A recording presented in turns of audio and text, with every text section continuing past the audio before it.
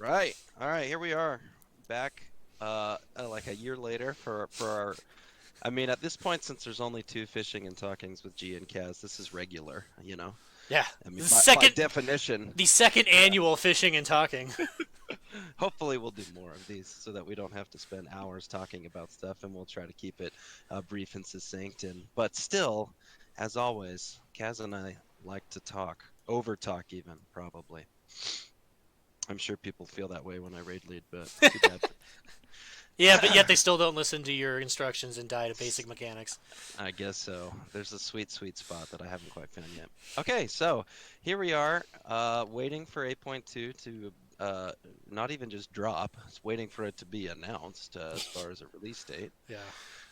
It's been a while. We'll talk about that, but We're we've been effectively a into year into the expansion, right? So based on pretty traditional much. WoW progression or whatever, we're basically halfway through this expansion for Yeah, the most yeah. part. For all intents and purposes, we Content-wise, we expect what, 3 big patches. So basically, we're there. So yeah, yeah, pretty much. You know, I'm gonna go ahead and sit down because I think my legs are gonna get tired. So I'll just I'm just realizing G's gonna get tired and he can't have that. His old bones. nah, They man, don't I'm like using the standing fishing desk here so that I can keep blood flow going or whatever. that's good. Okay, well, let's jump right in. I think some of the first things we could do, we had a big long um, stream talking about how we thought Legion went, and then some of our kind of thoughts and wonders about the future as far as 8.0 and 8.1 and BfA in general. Um, First thing that we never came back to, they did a global launch, and it doesn't stand out to me as anything special because I think it probably went well. But Yeah, so I mean, uh, like recapping the stuff we talked about, that was one of our big concerns going in was the global launch, and honestly, like it wasn't flawless. It had bugs, there were lag mhm, times, but it wasn't any worse than any other launch they'd done. So yeah, I'd yeah, say in general a success because it yeah, wasn't like they didn't lose anything by it, and you got people in like China, EU, Oceanic, or whatever playing the same time that all the NA players got to play. So yeah, yeah. Pretty impressive, honestly. I mean, I think about the Legion launch as kind of being the standard. It's like that was a really, really good launch, and I was able to play a lot at that launch. I was traveling during this launch, so I know you and a lot of the other guildies were on going for it, but you only got DC'd like a couple of times, right? It was at the beginning. So when you were supposed to do Okay. the Magni quest to get your neck, I got stuck Oh, there for like everyone was there. yeah, Yeah, like the people that got lucky got through and were able to press really quick, and then I got stuck there for like an hour before I yeah, could actually accept the quest. But once I got through that bottleneck of whatever the phasing issue was there, then the rest of it, like I think there's like a minor DC here or there, but you were able to immediately connect, and it played pretty yeah, well from that point yeah. forward. Okay, well that's good. Well, I'd say good on them. They did a good job. Yeah, I mean, they've set a standard now. I'm yeah, curious to see if it carries over to raid releases and stuff like that because it'd be great to see global raid releases in terms of like the race for world first. But Blizzard has said time and time again they don't plan to do that. But then again, yeah. they never plan to do classic. They never plan to do a global launch. So I would say And they never nothing is out plan of the it until they question. do it. Yeah. Yeah, right, So right. we'll see. But all in all, I don't think there's anything to harp on there. It went well. We hope to see it again. Yeah, I think so. Stat squish, I think, always for the best in general when the numbers just start getting ridiculous. I think they worked out the kinks and bugs, which personally I thought was hilarious. I know a lot of people had problems with it, but Yeah, that we had was mentioned it's one of our part of the big points, process. yeah, because that Yeah, was like we were in the 8.0 pre-patch and things were yeah. weird. But It's again, just it was scaled for this expansion, so right. I think it was a necessary evil. It happened. I don't think like at this point anybody even remembers it. The No. one thing that does concern me, I guess, long term is it's one of those things that with the amount of gear that's in the game, having 4 different raid tiers and like the item level inflation, with that Mm, comes secondary stat inflation and things of that nature.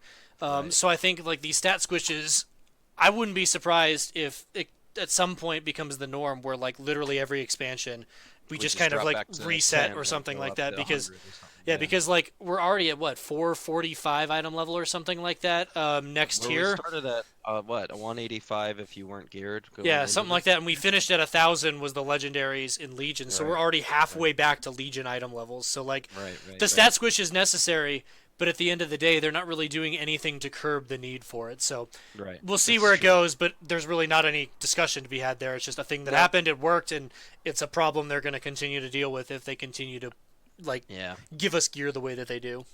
I'm sure they think about it quite often because it's kind of band-aids every time. Well, they've talked about Uh, doing level squishes too, briefly in a couple of interviews that have come out recently, which is an interesting idea. But that's like a whole another realm of conversation. yeah, absolutely. So we can say that for another time. Other things we were thinking of was like war mode and story, but Yep.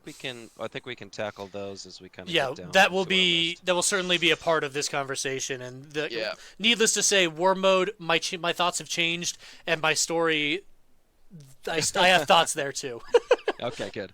We'll get to those. We'll get to those for sure. But this is Mythic kind Plus of is the same deal that was new in Legion. We yeah. were excited Yep. to see where it went. We'll talk about that more as we get into the Hmm. points that we've written down. But I think it's been a different experience and not necessarily in a good way. Yes. We're gonna hopefully not just be, you know, I, taking a big yeah, fat dump on let's live, let's give but credit where credit's due. But right, I think the right. community as a general doesn't love the live game, and I think Yeah, there's a lot of reasons, and I think it's worth discussing to see if exactly. we Well, I can think get some see, we'll ideas on figure how to out fix what's it. going on. Yeah, Yeah. how to fix it and what's actually, happening. And of course we could talk about classic, but that probably won't be a part of our conversation today, if only a little bit at the end, but Yeah. we'll come back around to that for And, another and again, month. speaking of things that like we don't mean to dump on, but the next thing we had that we were like the next point that we brought up was in our last talk was the absence of legendaries and tier gear going into this expansion and how Azrite was going to Ooh. fill that gap. And I again, Oh, we're we're gonna we're talk we're about going to get Azure. into that, but boy oh boy, I don't think that panned out the way Blizzard wanted it to. And I don't think that's news to anybody at No, this point, but no. I think it's worth a look at, as on a personal level. I think it's going to be interesting talking about this stuff today, just by way of kind of like introduction to some of the things. Last expansion in Legion was, for all intents and purposes, kind of like my first super end game, big time guild fun. Start killing bosses, AOTCing stuff. Like I started raiding an EN with you until when I met you, and then had an awesome time in Legion and had a lot of time to play. And then in this last year, I haven't had as much time. So it's been kind of an interesting uh, new balance. And that's why I think it's awesome to have your perspective because you've been able to, play and engage in the game in a way that you always have. And so it's nice to know kind of what does the game feel like to somebody who's, lost a little bit of the time that they have to be able to play it, and also to somebody who's still just trying to play the game in the way that you've been playing the game for years. So Well, and I think it's interesting too with your perspective, like talking about how that was your big like you've been playing what since BC in some form or another, yeah, yes, but yeah, this was like yeah, your first deep dive into World of Warcraft, yeah. and so Otherwise, it was just I liked doing whatever. well, It didn't. and I think that's not a unique experience in that I think Legion brought a lot of people back that left in Kata, left in Panda, left in WoD, Mhm. and Legion. I would say amongst like all of the expansions Blizzard's put out, Legion is seen as probably one of the top four, and depending on where you fall, some people rate it higher than Vanilla BC or Lich King, Yeah. depending on how you kind of view it. So like that being like your big experience, and like I would say BfA is by no means the worst expansion we've had, but I Hmm. would say it's certainly a step down from Legion, and with Legion being so fresh in a lot of people's minds and being successful in the way that it was, Hmm. I think that it's interesting to kind of see the mindset of somebody who is trying to find love in the game that they found in Legion Right. in BFA the way that it has. So Yeah. Right. Right. um, Right. it'll be interesting to kind of Yeah. dive into that and take a look. All right. So Other stuff we talked about rating. Looking forward to it. We'll get right. into that some more. But again, like I don't think the raid team has ever massively disappointed. There's been bad bosses, but I don't think there's ever been a tier where I'm just like fuck this whole raid. No, Um, no, I don't think so. I think any problems with rating stem from other issues that aren't necessarily, boss design yeah, and raid because design. like briefly like Uldir, when we'll get to it more. Uldir as a whole was good, but I hated Gahoon. But it was easy to get to Gahoon and just give up and just be like, "There's no good loot. The boss fight Yeah, sucks. Let's just move on." yeah, So like exactly. like again, I don't think that was a well designed fight. I don't think it was great, but as a whole, I don't think I have any major complaints with Battle of Dazar'alor or Uldir Yeah, or I don't either. Crucible as a raid. But we can talk I don't about either. individual instances as we go Yeah, forward. yeah, me too. Yeah, I think so as well.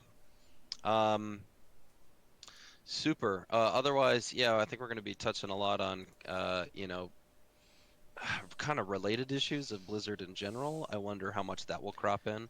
But as we dive in here, here's my hypothesis in general, and I've been sort of saying this for a couple months and thinking about it. But in general, I think some of what is going on here, either for better or for worse, is that we're kind of doing a Legion 2.0 or even Legion 1.5, maybe, as far as BfA goes. Like as far as its systems and sort of its design philosophies seem to take some pages out of the Legion book, only iterate them on maybe not enough or maybe in some ways too much. So I wonder as we're talking if that's, going to be a theme for me, if it's kind of like, well, I don't know, Well, and with that in mind, it's rough because in the way that Legion was very innovative in a lot of the things it brought us Mythic Plus for the first time. It was the first time Yeah. we saw mass drop legendaries, we saw Oh, world yeah. quests come in, we saw emissaries. Yeah. There was a Yeah. lot of new systems that Hmm. a lot of them were received very well. BFA Yeah. tried to do the same thing, I would say, in terms of war fronts, islands, war mode. Like there was a lot of stuff that was added in, and I don't ever want to shit on Blizzard for trying new stuff because if you just Right. make the Right. same Right. No. game over and over and over Right. again, and you Right. don't adapt to the way the game plays, like Right. it becomes stale and it becomes bad. But at the same token, I would say, in terms of community interaction, Blizzard's philosophy and things of that nature, I feel like where Legion, they were very much forthcoming with their philosophy. They were very proactive. They were trying to figure out what was wrong and fix it. Yeah. I think they're Yeah. still trying to do that, but it feels like the feedback loop, for some reason, is running way slower. It's taking a lot longer to see the changes that we need in BFA, as where Yeah. Legion fixes seem to come quicker. And I think as a result, the mistakes they made were forgotten or at least forgiven because the system was improved to a more fun gameplay. As where BFA, Absolutely. Azerite, in my opinion, they've made improvements, but I think Azerite is still just flat out bad. Yeah, absolutely. And on that note, I think in Legion it was, easier to feel like there was just so much content and so much new stuff coming out Well, yeah, the at a steady 77 clip. day pacing or whatever has already Just failed twice, I think, in this expansion. So, like yeah. in terms of release cadence, this is not Yeah. Legion, Right. which is And not a in bad fairness, thing. Ian was saying that. He was like, it's not going to be I mean, he sort of alluded to that at BlizzCon Yeah, where he's like, but it is interesting. Like I watched the T&E Talius and Nevitel video that they put "Oh, out the yeah, other this day, was last and week." they Yeah. mentioned they're like, hey, we've that passed weeks ago, and we still don't even have a release date for 8.2. So it's fair to Right. say we are in a content drought. Yeah, yeah. Which is I mean, interesting because comparatively, that less void than a is year. filled with a lot of classic news, but like as a result, I would say the hype for 8.2 isn't nearly what it should be. And I think that may be a result of the duration between patches, classic stealing some of the thunder, and just the systems not being that exciting in general. But Yeah, yeah. I don't know. So speaking of systems, so I was, we were writing our little outline, and I'm looking at, essentially what is just a stack of systems. I mean, new to BFA, of course, are the war fronts and the island expeditions, but then returning, of course, we've got, the emissaries, quests, we've got Mythic Plus, there's PvP, there's raiding, not to mention some random solo content here and there, like the Brawlers Guild or whatever else. But as far as like systems that are designed to give you, weekly and beneficial rewards or whatever, we've got like a ton of systems. Yeah. And And it's before we go too deep in that, just let's close out last time if you don't mind. Just like oh the sure. real quick thing, just like looking at what we were looking to, I just want to mention it briefly. Like the things that we were excited about was Karazhan. We've got another mega dungeon coming in this expansion. A Heroic Coven, the RNG boss fight that we hated. We haven't seen anything quite that bad this time around, so that's good. Haughty was a concern, and they closed that loop in terms of creating a way for hunters to bring Haughty back into their life. Breaching of the Tomb was something you were disappointed in. I think they've done a Oh better yeah. job leading into the raids that we're going into. Oh yeah. We'll talk more about Mythic Plus and what we were interested in there. Old gods are on the rise, so get ready for that. Mage Tower, we Woohoo. haven't seen anything like that just yet, but I think that's okay because if you do it too much, it becomes bad. So I think that needs Mhm. to be selectively applied, and I don't think we need it just yet. I was disappointed in the lack of flexibility between specs, and I don't think they've improved on that in this expansion. And then one of Yeah. the big things we were worried about before seeing the launch of Battle for Azeroth was Azerite, and we're going to touch on that a lot, and then the lack of progression or the feel feel of the lack of progression, the fact that there were no new talents, and the Azerite progression tier felt very unrewarding. So Yeah. those were the things we were looking at. We can put a Yeah. pin on what we talked about last time, and let's dive now that we've gotten into BFA, no more speculation. Let's talk about the systems and how we feel about them in the current expansion. Yeah, absolutely. So there's a ton of them is the thing, and it's interesting because as a player base, it seems there's kind of a general kind of apathy. That's not to say that people don't enjoy it. That's not to say I No, don't there's even there's enjoy people that love the aspects of the game, game. and there's Yeah, things that are good, and there's still like the fact that we're sitting here playing is a testament that it's not so bad we've canceled our subs. right. We care about the game, But yeah, there's Yeah. things that need to be addressed. So I think let's hit the stuff that was new to BFA. So Sure, let's Island Expeditions, which when they were launched or announced, I was like, okay, this could be cool. Kind of this procedurally generated. I love three-man content sure, as well. I mean, I just love more ways to play. It was easy for us as a guild to go, all right, who's going in? We don't need yeah. a tank or a healer, though it certainly makes it nice if you have one or the other. But you can go, run it and do it. So I will say, islands at launch I think were bad.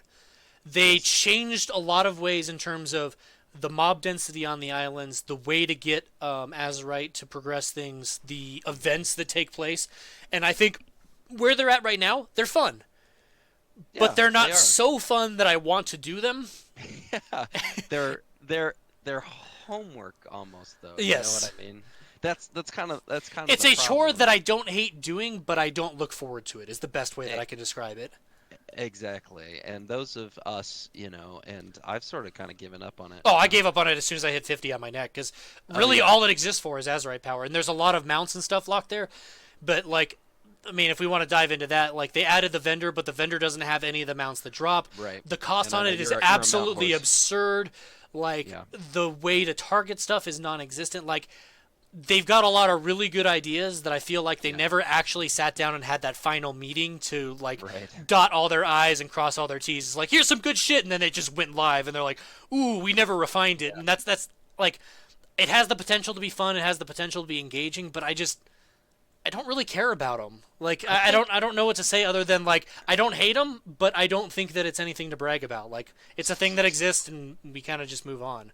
Yeah, so I think for me, they exist as sort of an artifact of some design philosophy. This is my other theory, is that we have some Legion 2.0, but then we also have Well, they hated the Maw of this Souls grind, and so it was meant to replace the Maw of Souls grind for Azerite power. exactly, I exactly. don't know that it did that the way that they intended, I though. I don't think so. And I think it's sort of like, well, we want to make something that is infinitely replayable and we want people to be engaged in the game. I mean, that Well, is, I, if you're and looking at the business standpoint, the metric that they want is how many players are logged in. You know what I mean? well, and at the end of the day, what I wish they would do that they don't is like they keep talking about they're adding all these new islands and stuff. Every patch they've pushed like 2 or 3 new islands, but Right. like, what does that mean?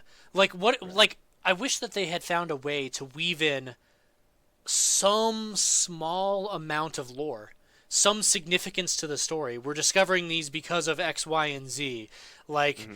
or you find like you find those things that send you out to like talk to people in the world to give you Azerite power, but those quests are largely meaningless. I wish that those things you picked up played into the larger narrative of the story that they're trying to weave for BFA, because then it would feel like what we're doing on those islands, what we discover on those islands, and how we apply them actually matter to the faction war, to our fight against Ajara, to our battle against the old gods. But it feels so detached from the game that it feels insignificant in terms of its actual contribution. It's literally just a Right. system designed to pump out infinite Azerite if you're willing to put in infinite time.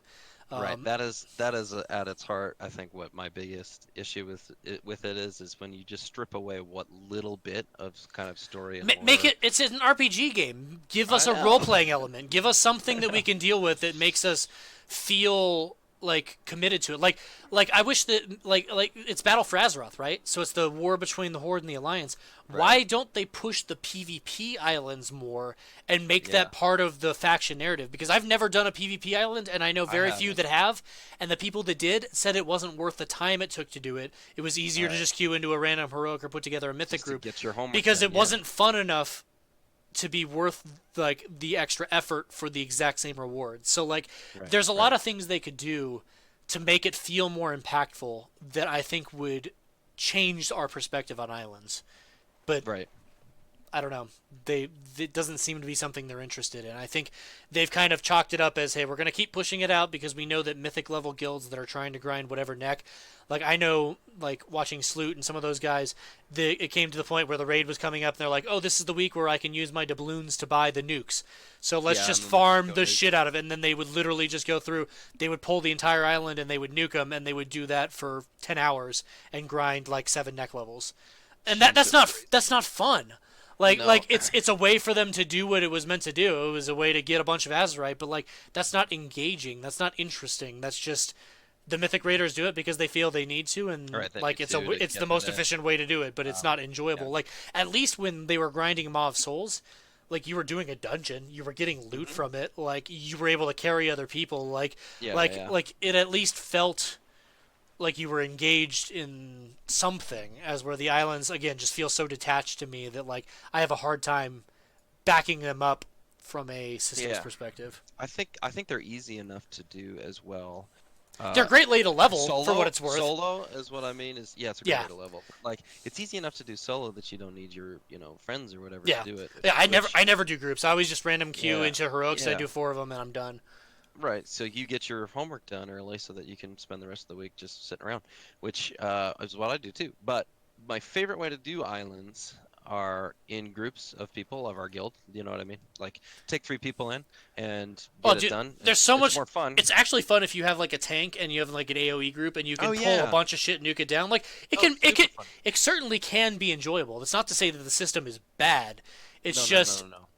I just think it's designed it's it's not to an yeah. end, and it's we need a system. It's like when Disneyland opens a ride, and the ride is designed to just get people into the ride to get them off of the streets. Do you know what I mean? Like I know about that because that's just in some ways that they Because have to you're a consider Disney if we, nerd. yeah, well, if they put a ride in, they got to think about, okay, this is a great way. The parks are getting more crowded. If this ride is consistently churning 6,000 people an hour, you Yeah, know what I mean? yeah.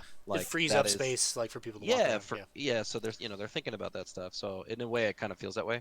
yeah. My other favorite way to do it is on an alt, a new alt or something. Like it was super fun when I finally leveled up my Shadow Priest because I mained Hunter, which we'll get to, and then switch back to Shadow Priest. And it was super fun to get in there and to kind of try out. You don't have to go do a dungeon. It is fun to do that, but it's kind of fun to go like, all right, what is my upper limit on AOE? Yeah. Well, Because you can practice these fun like big pulls, and those are my two favorite ways that with the that gives guild me a thought and on your too. own. Like so, Yeah. like what like simple things. So like, what if I love like and you were mentioning alts and it made me think because I love bringing my alts in there too. That's how I leveled alts and I got some Hmm. interesting transmog as a result of it. But I Yeah. wish like how cool would it be if there were rare spawns that were truly rare. They were Hmm. named things that weren't tied to any island or any event, but like people knew who they were, and if they spawned in, it was a 100% drop rate for whatever.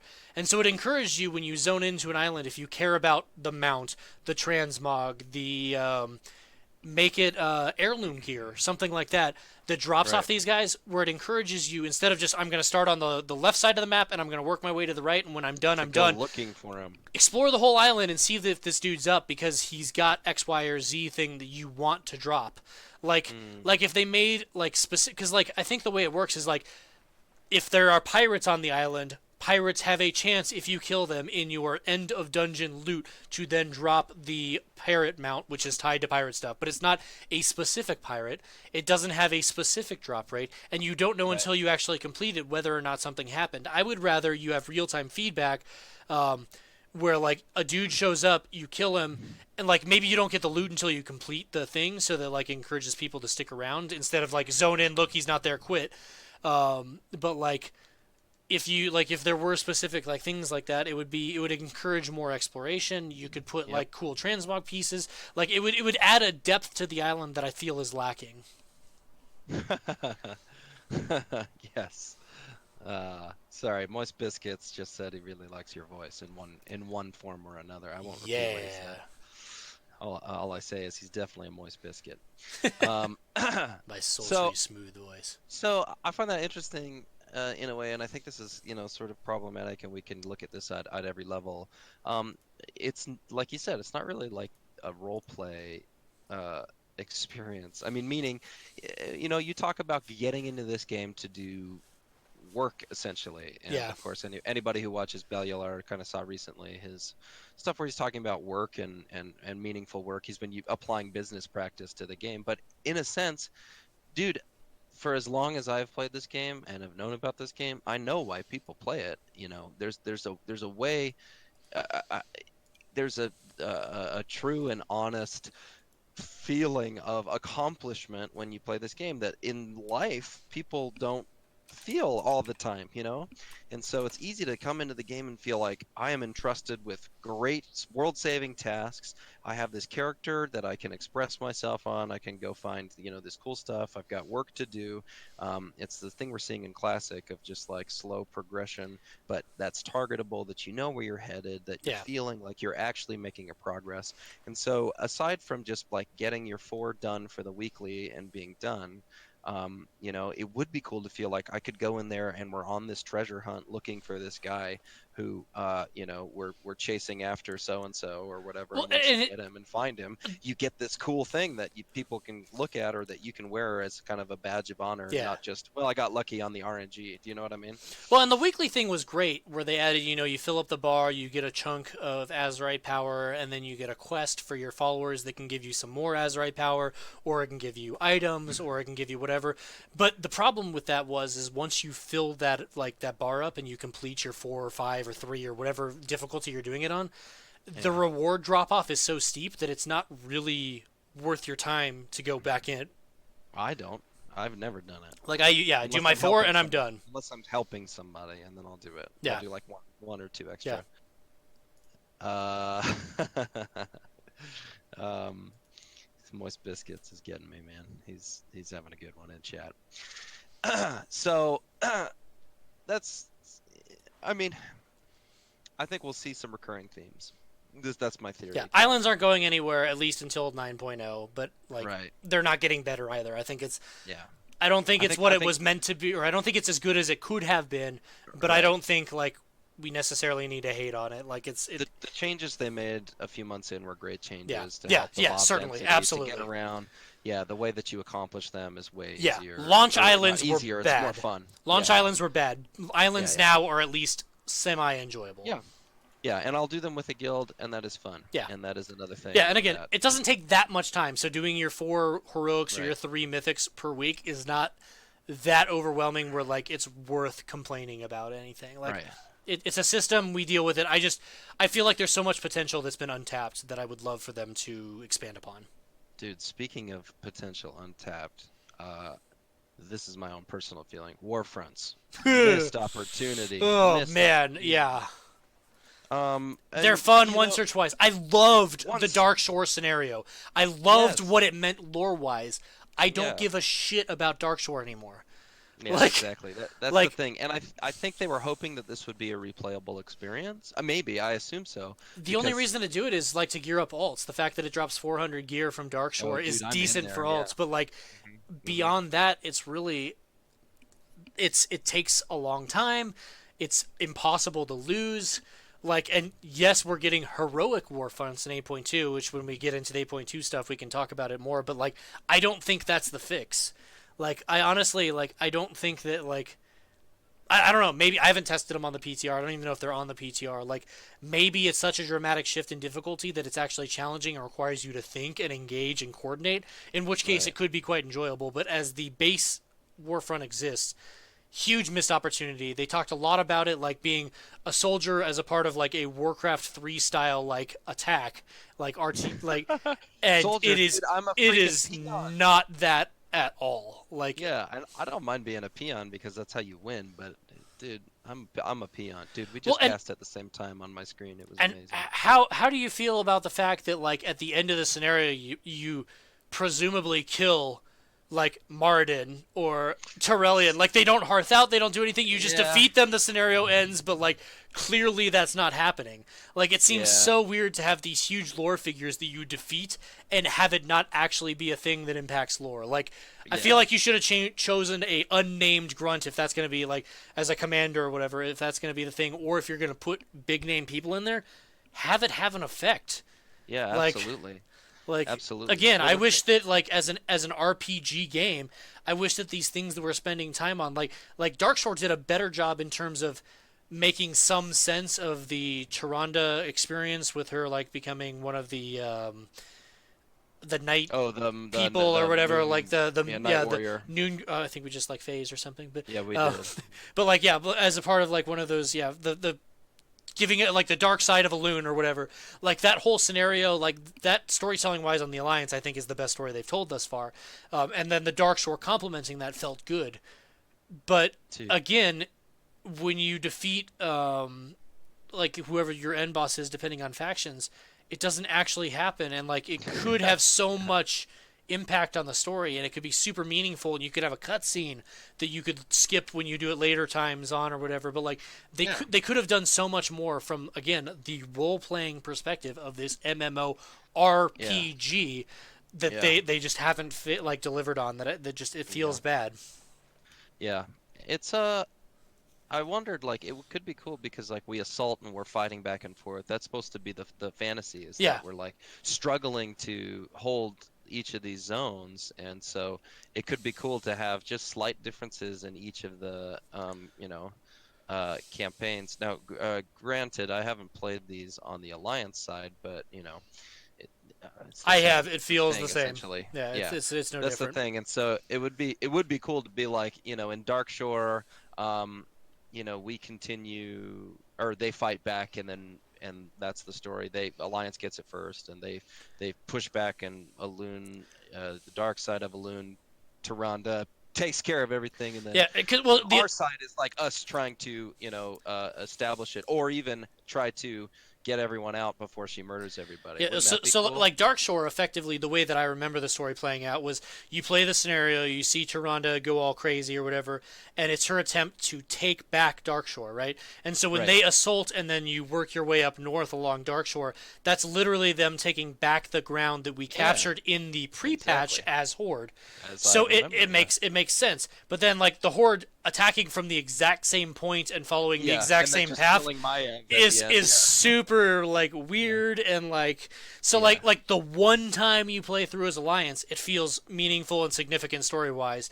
But Right, then right. every time after that, I get that you can't create numerous instances with different stories or whatever. It's replayable, and so at least I guess at least there's a win for Alliance players because you Yeah. feel the story being hashed out, and the Horde just has to find a way to make it work. But like at least and then how about so Arathi, right? Yeah. That whole battle or whatever, that was all based around the book that came out, right? Where there was the meeting Exactly. So if the you didn't meeting read the between book, the you didn't know undead what was and the going on. living, and so Yeah. like Yeah. I wish they had explained that story and made people want to read the book to get more lore, because if you hadn't read the book, I get the feeling you had no idea the significance of the battle in Arathi. My guess is it was just like, oh, they made a war front and it happens to be in an old zone. Like they could have done a much better job in game alluding Yeah. to the lore and Yeah. making you interested into Yeah. why it's taking place.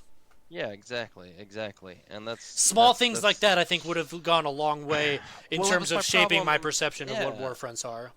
Yeah, absolutely. And some of this is the same problems where I have where, just some lines are dropped here and there, you know, like our Stormheim thing in Legion, where it was just like, Yeah, okay, what happened? yeah. Or Hade, for instance, which is small.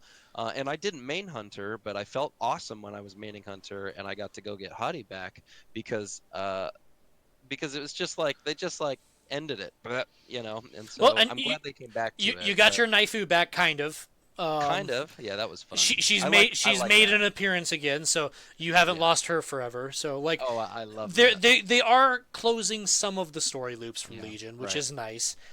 I Um, just wish we had more to be continueds, at least in that situation. yeah, It's hard, and granted, it's hard. This is a multimodal, storytelling situation where they're telling stories in books and in comics and in cinematics yeah. and in game It's a and lot to do. Yeah, there's a lot to look at. There's a lot to deal with, yeah, and like it's just one of those things though where like especially when it comes to warfronts and islands, since from BlizzCon, like those were two of the big things they were hyping so much, for them right, both to fall in my mind quite short of what I wouldn't say was promised, but at least in my mind I had worked up as what they were going to be, like, right. or what they could have been. Like they fell far short of my expectations, and It feels really bad in those respects. Yeah, I think their hope was that they were going to be replayable and people like in a very big way, that people would want to do them. I mean, to be fair, they are replayable, and people grinded. Like, I don't know how many Like, Warfronts I've done, yeah, sure. not because I cared about the story, not because I cared about the gameplay, but like You want that because 400 yeah, or 400 gear or 370 early on, chances to Titanforge as right was locked behind him.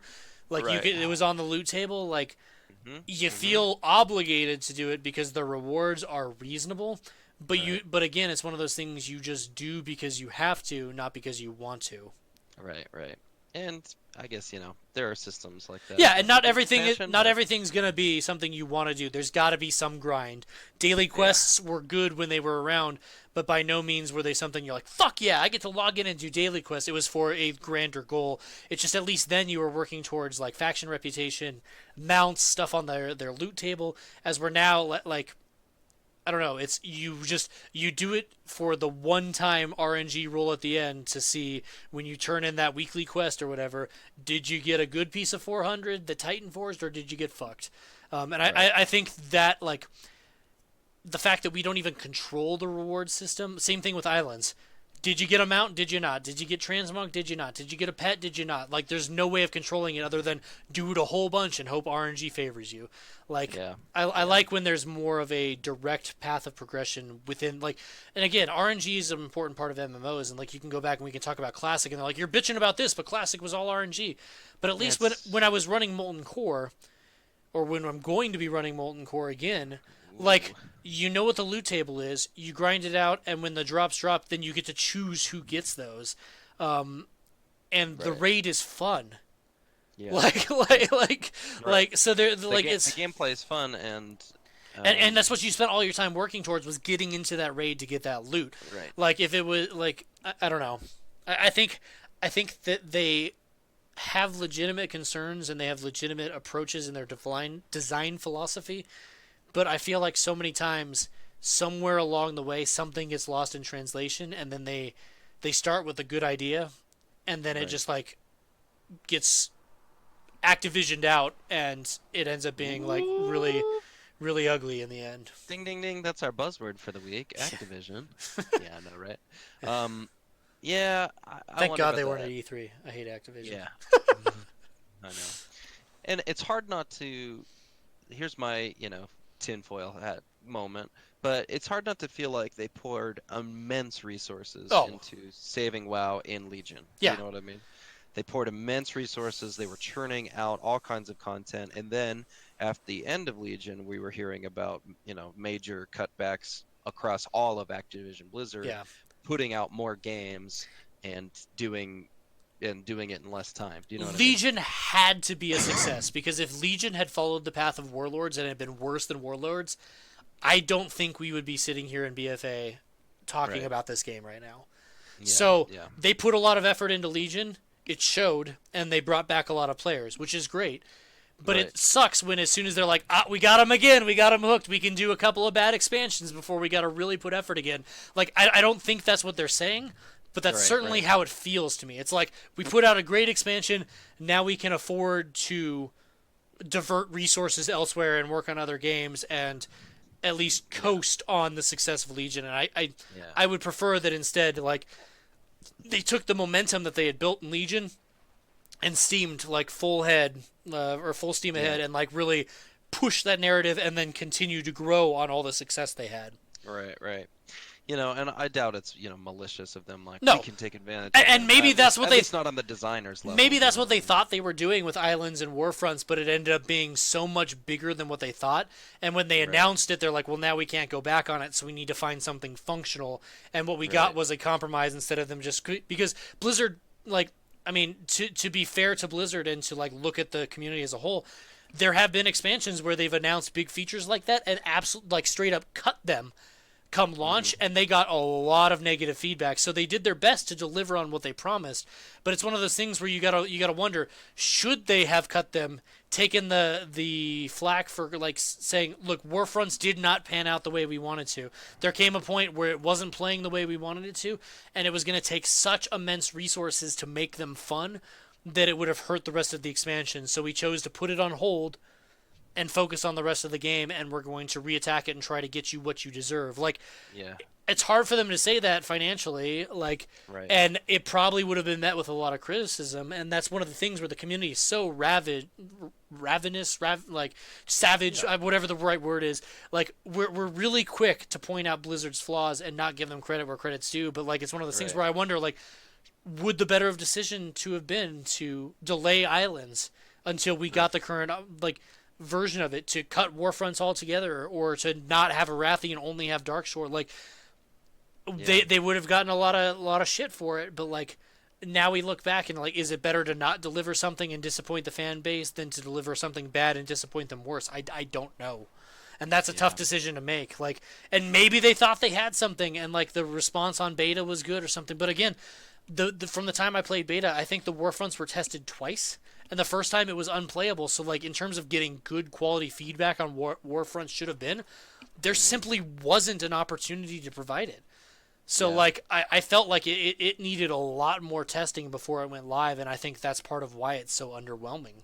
Yeah. I wonder about that if they're feeling pressure internally to get the content out Yeah. faster, or if they, I mean, like they cut a ton of CMs and stuff. Like That happened we know after that, the but fact from it those, did. but still But it I'm certainly affects wondering, the game, yeah. yeah, how it's been going internally. But Well, and I mean, speaking of resources and stuff and talking about them kind of phoning it in, do you look at 8.2, and I know I'm jumping ahead and I don't want to get into it too much, but when you look at the list of things 8.2 is bringing, Mechagon and Ajara, like Nagitar or whatever, are the Nezuko, there's a yeah, lot of shit there. it's a lot going on. So like, where were those devs early on? Like, was it because this patch was planned from early on? It was such a big undertaking that they literally didn't have the resources to clean up the mistakes of launch because I don't know. everything was going into 8.2. And if that's the case, that makes me a little worried. Um, Right. but I hope 8.2 is a positive turning point for this expansion. Yeah, me too. I will say it did take a long time to get my most egregious note taken care of, which was the stupid floating banner at the inn, and Yeah. that took like 5 months to finally get See, patched. while that bugged you, I was more concerned about the fact that I can still pull through the floor in Toldagor.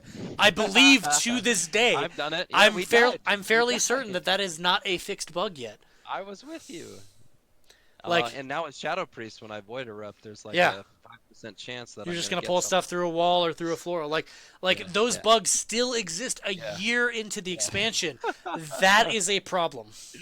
Yes. So I think we hit Speaking of those Mythic two. Pluses and Oh bugs wait, in Mythic speaking of, Pluses, yeah, what do you, before what I do you? get there, Okay, are you wearing vanilla gear? yes, I made a classic mog. Okay, I thought so. All right, moving on. It's Are as we close. transitioning to Mythic It's Plus? as close to the current gear that I have in my beta character as I can make. We'll see that next week, hopefully. Yes. That'd be great. Yeah, yeah. I mean, the next note that I have, unless I missed something you added, was Mythic Pluses because that Oh was yeah, something yeah. that we loved about Legion and we were very excited for this expansion. Absolutely, What are your absolutely. thoughts? Because I have Um, some and I don't like. okay, so here are my thoughts. I think it's all kind of coming back around to here's my Legion 2.0 idea is that like Mythic Pluses were brand new. They were very cool, I thought, in Legion because it made it's like literally I think dungeon content may be some of my favorite content Well, it's ever great because it's in five the man, game. so it's not hard to Yes, organize. It's it is. challenging. It Yes, has a yeah, story a lot of times, and there's decent loot. So like yeah, it checks like all the boxes that you're looking for in terms of being able to jump in and do something fun. yes, absolutely. Oh, I just got a follow from Mylan, our friend. That's Hell great. yeah. Mylan, if you're watching, go follow Kaz too. He likes getting follows. Yeah, I have very Um, few. yeah, I do too, but that's why we're the best though. We are. So the thing is, it's like some of my favorite content in the world. Here has been my approach to Mythic Plus Here, this I'm expansion. gonna link your Twitch in my chat for anybody watching. Oh, that's great. I'll link it in mine. If anybody wants to know this guy talking in the background, Oh my here's his gosh. channel. Oh, Oh, dude. there's an H in front of that. Sorry. You're just linking H's now. I copied it, but it didn't take the H in the HTTPS, but it's okay because I think my bot times me out if I put links anyway. There's Kaz's. I linked yours. Oh, we're so good. So my approach to it has been, and this has partly been because I moved, had different life situation. but I've been most weeks we'll do raid Tuesday night. I'll get into a guild group after raid. We'll do a 10, and then I'll be done for the week. Um, and simply because if you do the 10, you get the loot, you Yep. get the chance at the Azerite. And so it was easy enough to do. I enjoyed doing it once a week, whereas in Legion, I was like, this is cool. Let's push it as high as I can go. But I feel very little reason to push anything higher than a 10 at this point. Just like, it's not as exciting of an idea anymore because this is what we're in year three, almost ending year three Of of Mythic this Plus, yeah. system. Yeah. And I still think it's a great system. I love the idea of like who's got what key, especially in a guild group. It can be very fun to get people together to go execute it. I think we've been very lucky to have a good guild that we can pretty much handle a 10 in time with anyone, Sure. which is really great. But I don't I I get most into it when I'm like leveling, obviously. And when I start caring about a progression system that exists outside of WoW, which is Raider IO, like when I get hooked on like pushing that score, I enjoy I enjoy seeing that happen. But again, that's a system that exists outside of the game, which is interesting. I don't know what that says, but Blizzard has said that they're trying to implement something like that in game. They just haven't gotten there yet, so we'll see what that ends yeah. up being. Well, I mean, that would be cool. I like being able to look at essentially, like, it would be cool to have a badge or a title or Well, things that would let people know that you know what you're doing as far as Mythic yeah. Plus goes. You know what I mean? So I mean, we're gonna see some of that, I guess, coming in 8.2 with essences because there's one or two essences that are tied to Mythic Plus, and I believe the legendary one, which gives you a different appearance to whatever that ability is locked behind some either completing a 10 in time of every dungeon or doing a 15 or something. It's something that not an average player will accomplish, so it'll require some knowledge of Mythic Plus. The question is that particular essence good? So that people will be using it. Do we care about it? I don't know. The other thing, and I was talking about this with Yorick the other day, Hmm. in terms of like Mythic Plus and stuff, is Mythic Pluses are too rewarding without being rewarding enough, if that makes any Mm. sense. So it's too like doing your tens. Tens aren't super hard, and all you have to do is complete them to get close to mythic level gear in your chest at the end of the week, right? Yeah. And doing tens is then giving you item level 400 gear basically on farm, which is heroic gear. And I think a 10 is easier to accomplish than clearing a heroic raid. So you're getting higher end gear from an easier source, in my opinion. That being It said, should be at a 15 for that level or something. well, and You that know what I mean? so that being said, when you look at guys like J.B, right, and like the MDI guys, you've got Jay, and I don't know, we can name a bunch of them, but they're going out, they're doing 20s, 22s, 23s, things like that, and they're still getting item level 400 gear from it. So like that, I would argue is Why as are they doing difficult or hard because they want to be the best. They're looking for the highest IO. They're practicing for the MDI. And then the MDI is a BlizzCon tournament that has prize money and prestige, and it's helped their stream. it? Okay. So like they do it not necessarily for the gear, but when you're pushing that high end, the fact that they're only getting 400 eye level gear and they're still getting the same 410 at the end of the week seems a little bit ridiculous to me. So like Right. I wish 15 was the cap or higher, Right. um, and I think so. Like Mythic Plus is important for people because of the Titan residuum, right? Sure. And that I think is another problem because the best Azerite gear for most classes is Mine dungeon included. gear. Yep. And the only way to get good dungeon Azerite gear is from the vendor. And so, like, I guess it could be Or get argued. lucky. I Get guess, stupid well, lucky. I guess it could be argued that um, if you're doing a 20, they're getting a lot more residuum than I am doing a 10. Sure. But, like, that whole system, it just there's something about it that just doesn't feel right. And I think this leads to a bigger problem in live WoW as it exists right now. Is I think there's frankly too much good loot. It's too it's too easy to catch up. It's too Yeah. easy to gear alt to the point that gear becomes insignificant. And I've talked about this with Potato. I think I've talked about it with you. I've talked about it with York. I've talked about it in Guild. I don't know how many times I may have even mentioned it last stream. But like, Hmm. when is like can you tell me right now what is a piece of gear that you as a Shadow Priest really want by name and drop location? Oh, dude, I could not tell you that. The Not only thing even I a care, second. the only thing I know that I care about is the Balefire branch from Waycrest Manor, and that's because it is effectively a legendary statted trinket. It's so Yeah. brokenly overpowered that I want it. No But way. like, I couldn't tell you I that. don't know the names of the shoulders that I want for Azrac gear because there's like 15 of them and they all suck. And they all share the same icon, dude. They Yeah, share the same icon I and I look. I couldn't tell you the name of any of the weapons I care about because I frankly don't. Yeah, Like absolutely. there's too much gear, so there's nothing I care about because all I'm looking for is a Titan Forge of something with reasonable secondary stats. Right, right. And I think Because that's that's where what they wanted. classic. A lot of people find hype in classic is because like I watched a video that Sidu put out from his stream when he was playing classic, and this isn't a classic stream, but like I want to relate something from classic to retail, in that like when he got the Corpse Maker mace. When the cap was level 30, when he was prepping for the duel tournament that was being hosted by Tips Out, he knew he wanted Corpse Maker and he grinded the shit out of it. And when he got Corpse Maker, he said receiving Corpse Maker was more fulfilling than any piece of gear he has gotten in the last 3 expansions, I believe, is what he said. Wow. And Because he knew what it this is a was. He tune knew that's where to going to get be it. deleted because it's a beta character and it's in classic WoW. Right. Like it was a by name thing that was super powerful, that was a rare drop that came from a specific place, and he was able to grind and grind and grind. And when he finally got it, it felt incredibly rewarding to him. And I think that experience is something that's missing from WoW.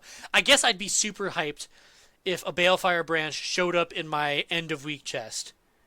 Yeah. But that's such RNG. Like the end of week chest is literally every piece of loot minus Azrac gear from all of the dungeons in the game.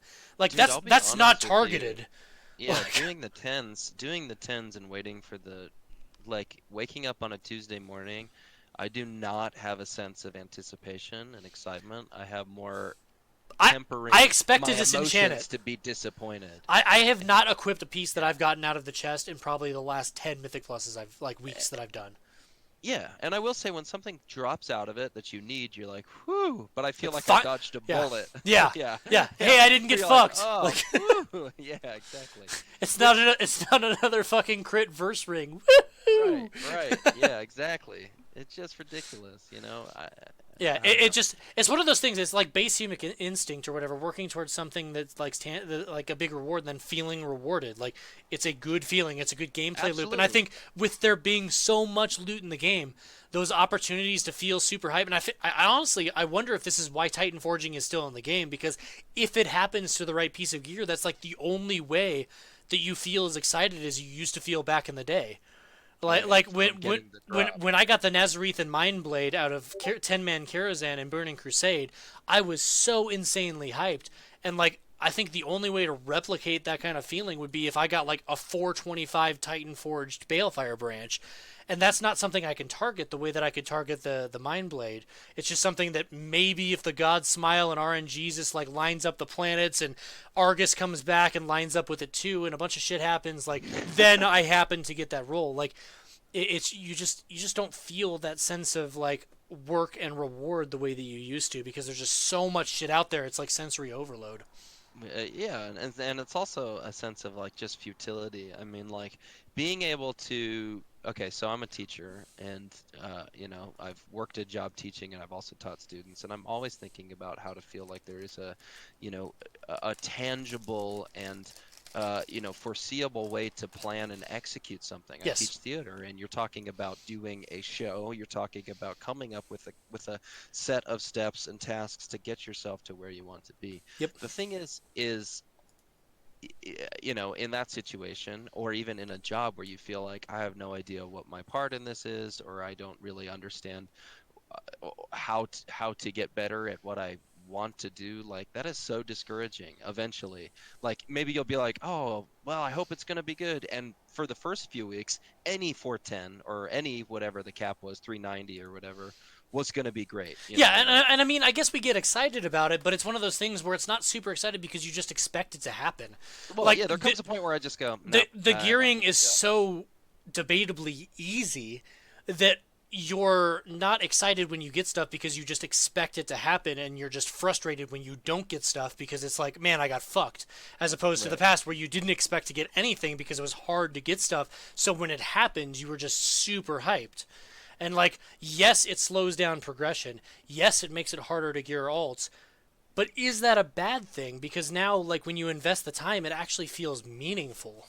Right. And I feel like Mythic Plus has walked past that line and has added that in. And like, I don't know, I don't have much more to say on that, but I do have more to say on Mythic Plus. So if you've got any more, Sure. feel free to close that topic up, and then I'll go back to some other points. Yeah, I know we kind of went out to just kind of philosophy and gearing and Yeah, but no, progression but and it's directly but related to Mythic Plus because I think it's one of the biggest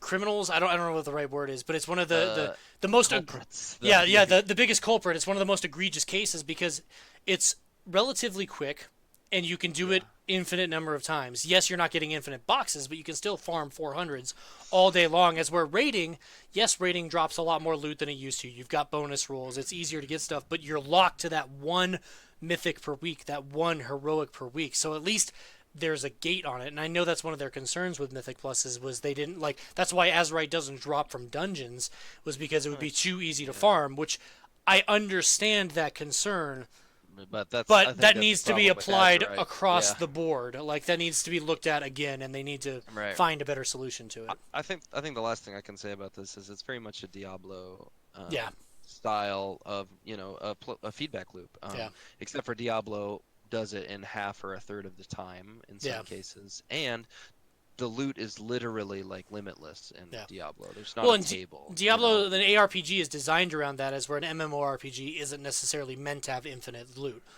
Right. Whereas this is my other thing is I think there's just a lot this kind of design philosophy that's found in everything that's more about making WoW a I mean, it wants you to play it, obviously, because they want you to be engaged. They want the money from it, and they want to compete against. I mean, I can name 100 other games right now that want your attention. Yeah, Fortnite wants your attention. Anthem did. yeah, oop, Destiny wants your attention. There are a ton of games as a service yeah.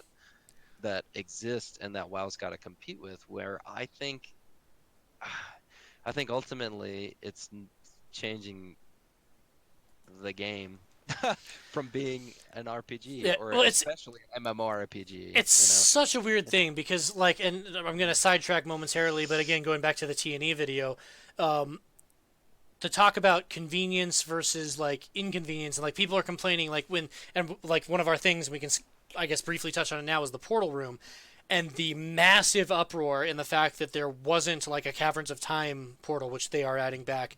And like removing other portals, and they're like, "Oh my God! All you're trying to do is make us spend more time in game, wasting time." Vanilla, there was a lot of wasted time spent on a flight path, but I think the fundamental difference is when you're looking at WoW as a whole, right? You've got right? Kalimdor, you've got Eastern Kingdoms, you've got Outland, you've got Draenor, you've got Northrend, you've got Pandaria, you've got Koltaros, you've got Zandalar.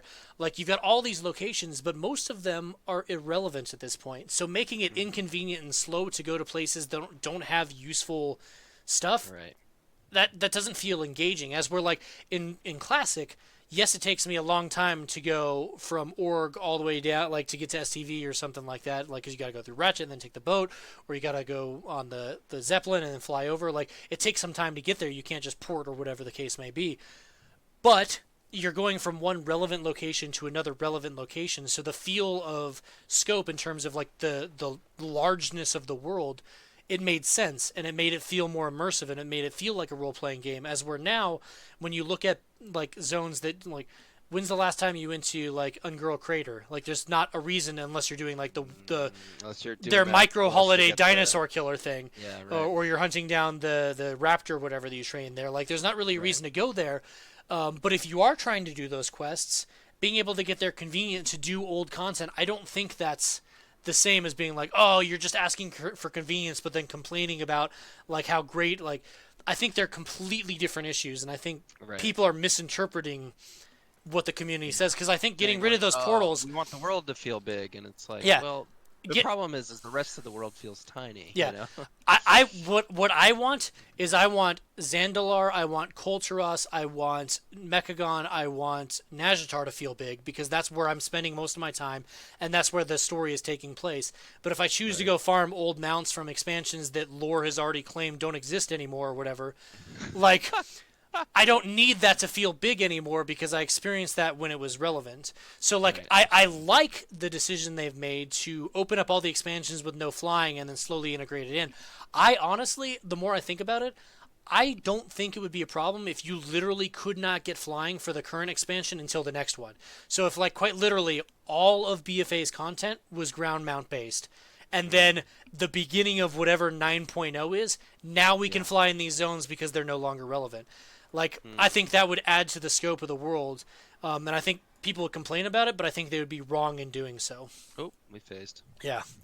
Yeah. But yeah, that's my 2 cents. But going back to Mythic Plus, Yeah, go back, go back. other stuff Mythic Plus more specifically related. My biggest problem was so I was super excited about it because I loved it in Legion. I continued to do it even when it was completely irrelevant because I was having fun. I wanted to Yeah, me push too. high keys. I was trying to push my Raider IO rating. This time around, I feel like the dungeons launched incredibly buggy, which is a Hmm. problem because then it makes it difficult to complete stuff when there's blatant bugs that are causing wipes and things like that. I think there Right. were colossal tuning issues in terms of percentages of trash, how hard certain trash hit. Some dungeons, excuse me, some dungeons were flat out uncompletable Hmm. early on because they were so incredibly overtuned. You go into King's Oh, Rest yeah, 10, freaking a king Waycrest. like a King's Or Rest not 10 you Waycrest, just couldn't do because like the bosses were so hard as where Toldegor, final boss. yeah, We worked on that one a like hundred times on like an 8. they're just so incredibly imbalanced and the team's like we don't want people only trying to do like Motherlode, Ataldazar, and Freehold, but like those are the only completable dungeons for the longest time, and that's a gigantic problem. Right. We've already talked about my thoughts of it being too much loot, and I think the bigger problem is I simply think that they aren't as fun this expansion. I think what that boils down to is Legion, the dungeons themselves weren't particularly difficult, but then adding in the affixes added a degree of difficulty as you're going through. I think this time around the dungeons are a lot harder, and then the Hmm. affixes become trolly to the point Yeah. where some of it is just so like Motherlode has so much trash that when you Yeah. throw in an affix like explosive, Yeah. it's just stupid. Like it's Yeah. just not fun. Yeah. The seasonal affixes, infested was awful. I hate it. Hmm. I liked Reaping, and what we're looking at going into 8.2 with Beguiling. Beguiling looks terrible. I think Beguiling has the potential to be worse than Infested. I And haven't even looked at that, honestly. well, the problem I have with Infested and Beguiling, so week to week, the location of the Beguiling Oh, mobs yeah. change, which I think is fucking stupid. Because then there's no way to plan routes. Like you go into it and you have literally no idea what's happening. You're like, well, here we go, and then you just start pulling shit, and you're like, well, we're dead. Like that's dumb. Yeah. Like and like again, what beguiling could have been, what people were speculating was that there were going to be these emissaries of Ajara, right? Hmm. That were going to Right. be difficult to deal with. But what Hmm. originally we thought was that if you killed them, it would provide the party with a buff. So choosing to deal with them was a risk reward thing. They were going to make the trash pull harder. It was going to slow you down, but it could net a positive for your run. That's not the case. All they do is get in your way and make the dungeon way harder. Yeah. And that's not fun. Mm. No. So here's the things I liked about the Cahoonies. I liked that there was I mean, and this is generally a Mythic Plus. I think positives of Mythic Plus, and they were positives as well in Legion as well. But just the fact that it utilizes a lot of the kit of a certain class, Yeah. I think is pretty cool. Having to think about stuns and interrupts, and it's hilarious to There's too try to many interrupts run though. something with people do. Yeah, there are too many interrupts. I There's will say that. the Mythic Plus is weighted in a way that you pretty much have to bring only melee because there is so much shit that requires interrupts that Right. bringing a ranged class puts you at an immediate disadvantage. And as a If it's like warlock, you and that's me and stupid. another, yeah, exactly. It's really, really rough. So there are too many interrupts, but I will say I love the flexibility and going, we have this class today, let's do this. But if you're pushing high keys, you're absolutely right. You need the following options. Like most of the time it's like it's nice that we have a rogue in our guild because we can pretty much go, great, we can skip all this stuff. Do you know what I mean? We can Shroud is a run these easy problem strats. though. I feel like in a lot of senses because then Just from a yeah, what do you mean? it's just it's one of those things, and it's super hard for Blizzard, and I don't want to I don't necessarily want to be in their shoes because when you're trying to tune Mythic Plus, you're trying to tune rating, you're trying to tune leveling, and you're trying to tune like PvP both in BGs and arenas. Like Yeah, it's impossible to get everything right, but like if you look at the MDI, everyone was running two rogues so that you had double shrouds so that you could skip nearly everything because the trash was too big of a pain in the ass to deal with. But that's not going to be your typical group. And so you get these people to watch the MDI and they fix in their brain the only viable group is what I see being played on the MDI. And as a yeah, result, it's really difficult to get into groups. And so the solution is, yeah. well, just form a group of your own, you know? Like make your Right. own group, find some friends, and then you don't have to conform to the MDI. But like, not everybody that I play with has the same time to play that I do. So I find myself, I don't know, like out of the number of Mythic Pluses I've run this expansion, maybe five of them have been with guild groups. Like I the think so. We used to do a lot with Buell that early on. We do not like three not three a night or that something. many. We did like one a night, maybe once. I don't know. You maybe ran a lot more with them, but like the only time that I could say that I consistently was running with guildies was when we had Moshu and Schemo. I Yeah. ran a bunch with them, but like I would say in terms of like the percentage, probably a very small percent. Like almost nearly all of my tens have been run in a pug, and it Yeah. just boils down to when people have time to do things. Um, and I don't find Mythic Plus is enjoyable enough to want to push high enough to develop the right group of friends to like run them Right. outside. So I don't know. Well, I It's don't find them that enjoyable enough to put in that time, yeah, honestly, and that effort. and that's the thing is in Legion I did. I found them incredibly enjoyable, and I ran a lot of them even when I didn't need to, Yeah. because it was a good way to get AP. The loot Yeah. was felt a little bit better, I think, back then. Even though I don't know that the model changed all that much, there was just Right. something Right. about it that felt different, and the fact that legendaries could drop was always a bonus. Right. So like the absence of legendaries like takes away some of that chance for excitement. I guess I don't know. Right. There's just something about it. The bugs really bug me. The tuning is a problem, and I think Yeah. those kind of just set the expansion off on the wrong foot, and as a result, it's just left a really bad taste in my mouth. But I have run them relatively recently, and I don't find them any more enjoyable necessarily. The other problem is the only new affixes we got were the seasonal ones. I was hoping for a shakeup of our +4 and +7 or whatever affixes, new ones, Yeah. old This ones, cycle them in and out, like put some of them on hiatus. Like that would make it That'd way be more nice. interesting, as if the That like would be nice. each season, if there was a rotating roster of 20 affixes in any given season, only had 8 of them or something like that. Like so that like things are constantly changing. I think that would make it feel a lot more fresh. But Also, I hate bolstering. I hate it. I bolstering is hate dumb. I it. hate explosive. Sanguine's annoying. I'll tell you why I hate bolstering the most though, because Bursting is shit. bursting is not bolstering. Bursting is the one I hate. Bolstering's terrible too, though. Yeah, bolstering is terrible. I'm not as annoyed about that one because I think bursting is by far the worst, where you have to. I don't like any affix that's by That, design makes it yeah, like wants you tells to me to not do stop big pulls. DPSing. Yeah, Exactly. Which is so annoying, especially as like a shadow priest. I've found it very difficult to figure out how to operate in those yeah, situations because all I want to do is dot and rot. You know what I mean? Like, I just want to go and just pulse and do yeah, some massive AOE. But like, I will kill the group if I do yep. that. I will live because I have dispersion. But Yeah. So and um, that's the thing where I think in Legion they weren't necessarily a problem because the trash density and stuff like that wasn't as bad as it is in this expansion. But right, it's almost like they made new dungeons and didn't think about the implications that the affixes they were carrying over were going to have right. on They're them, and like, they're oh, like, we'll just see. "Well, They'll shit, figure it but out. they'll figure it out." And then like they're like, "We'll just add a couple of minutes on the timer." Well, like, Yeah, yeah. So you if you make the timer an hour long, that doesn't mean that the right. dungeon's fun. I want to pull Yeah, big. I want to do crazy pulls. I want to do shitloads of damage, and that's what's that's fun. that's where Yeah. reaping was great because reaping forced Oh, you I to do love giant reaping, pulls, man. like, and you Oh just yeah, did crazy numbers, and it didn't really end up mattering all that much. Like, it was that's enjoyable. fun. It was a challenge. It killed me numerous Yeah, times, yeah. but at the end of the day, it was an enjoyable thing where you got to just feel powerful and do something crazy. So, like, I think reaping was the highlight of Mythic Plus thus far, and it's sad to see it go. Yeah. Um. Yeah. Yeah. I'd agree. Anything, Yep. any of the affixes that I love a new challenge and you having to think different, but any fix that tells me to stop playing the game is annoying. Yeah, Because to because me, like Mythic Plus, it's about getting them and killing things and interrupting and yeah. stunning and seeing, getting the trash done, you know. Yeah, and like So explosive is annoying, but at least explosive, there's something you can do about it. You target, you kill the explosives, or you line of right, sight them. Like there's a right, way to deal with it, so you can still do big right, pulls. You just have to be right, smart about it, and you have to understand what you're getting into.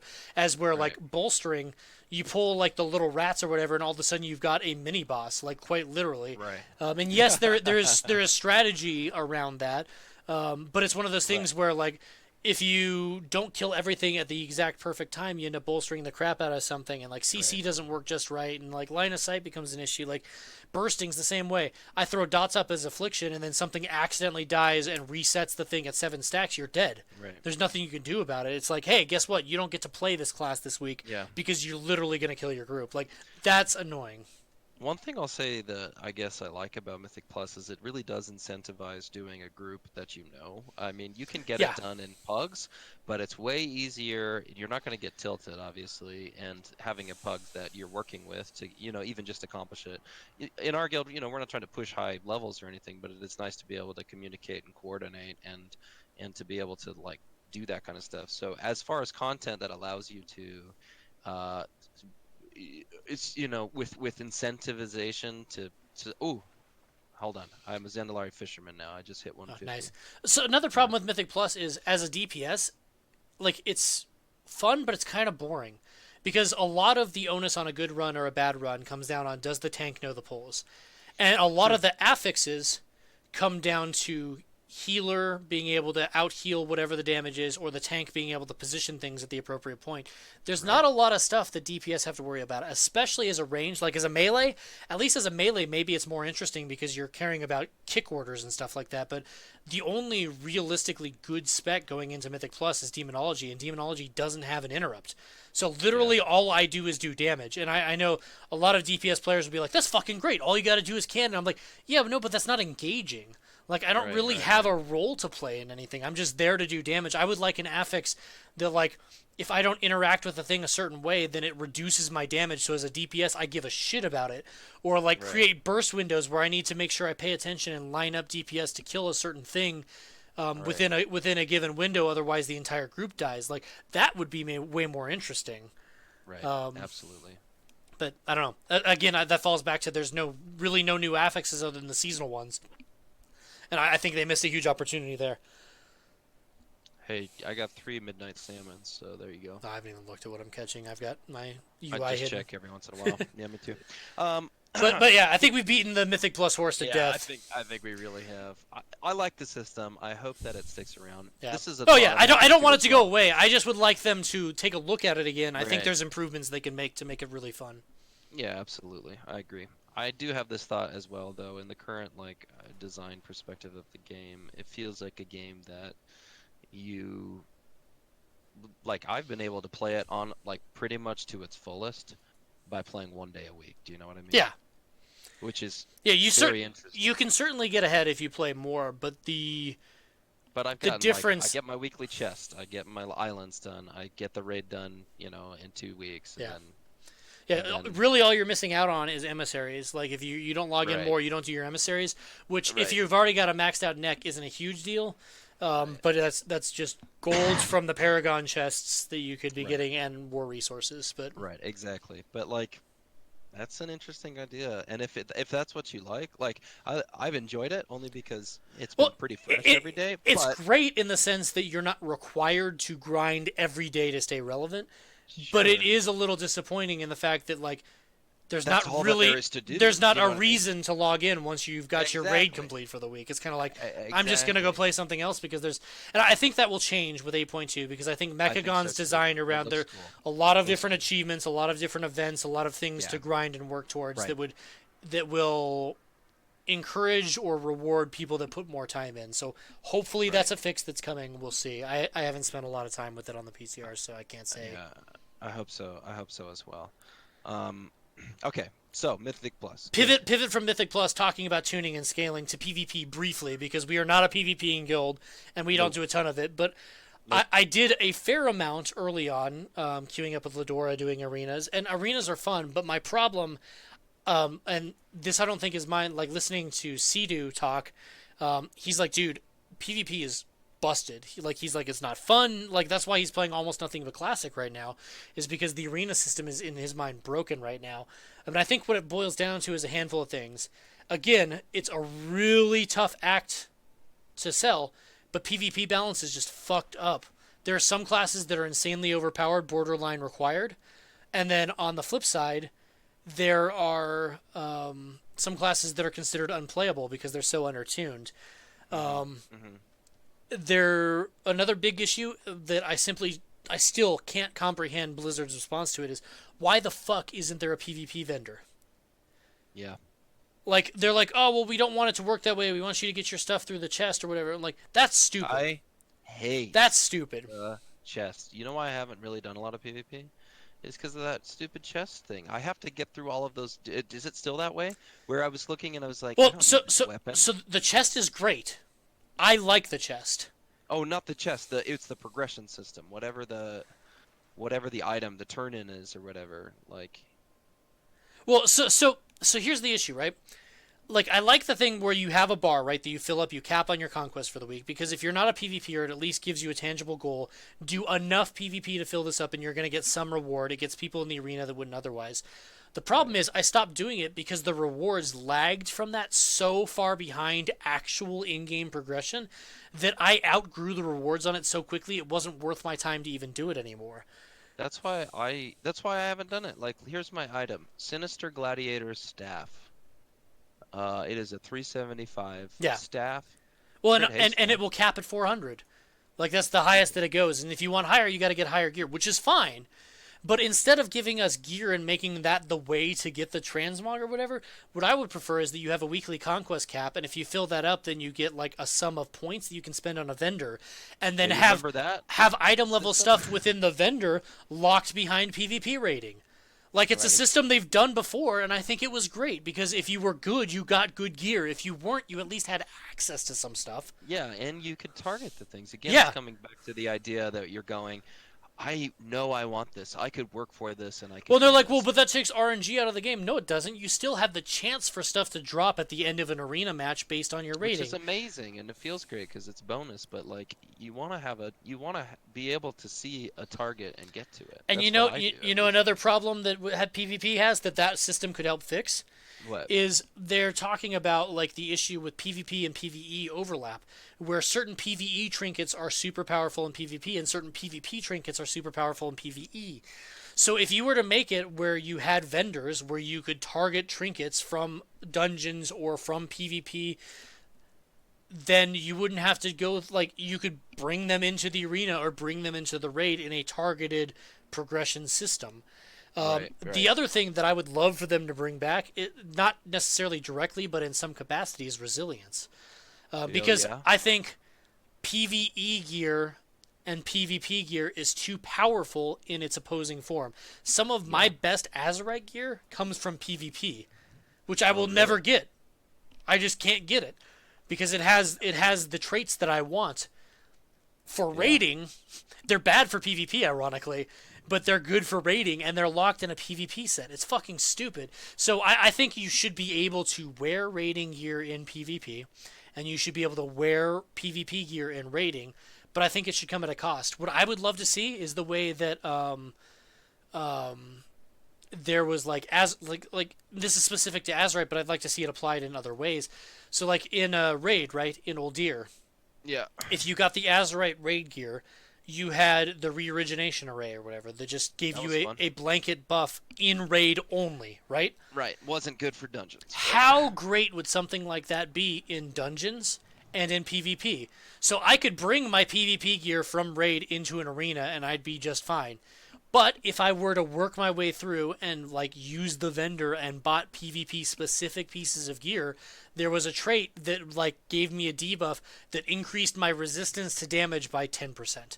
Nothing yeah. crazy, but at the higher ends of PvP is the difference between winning a match and not.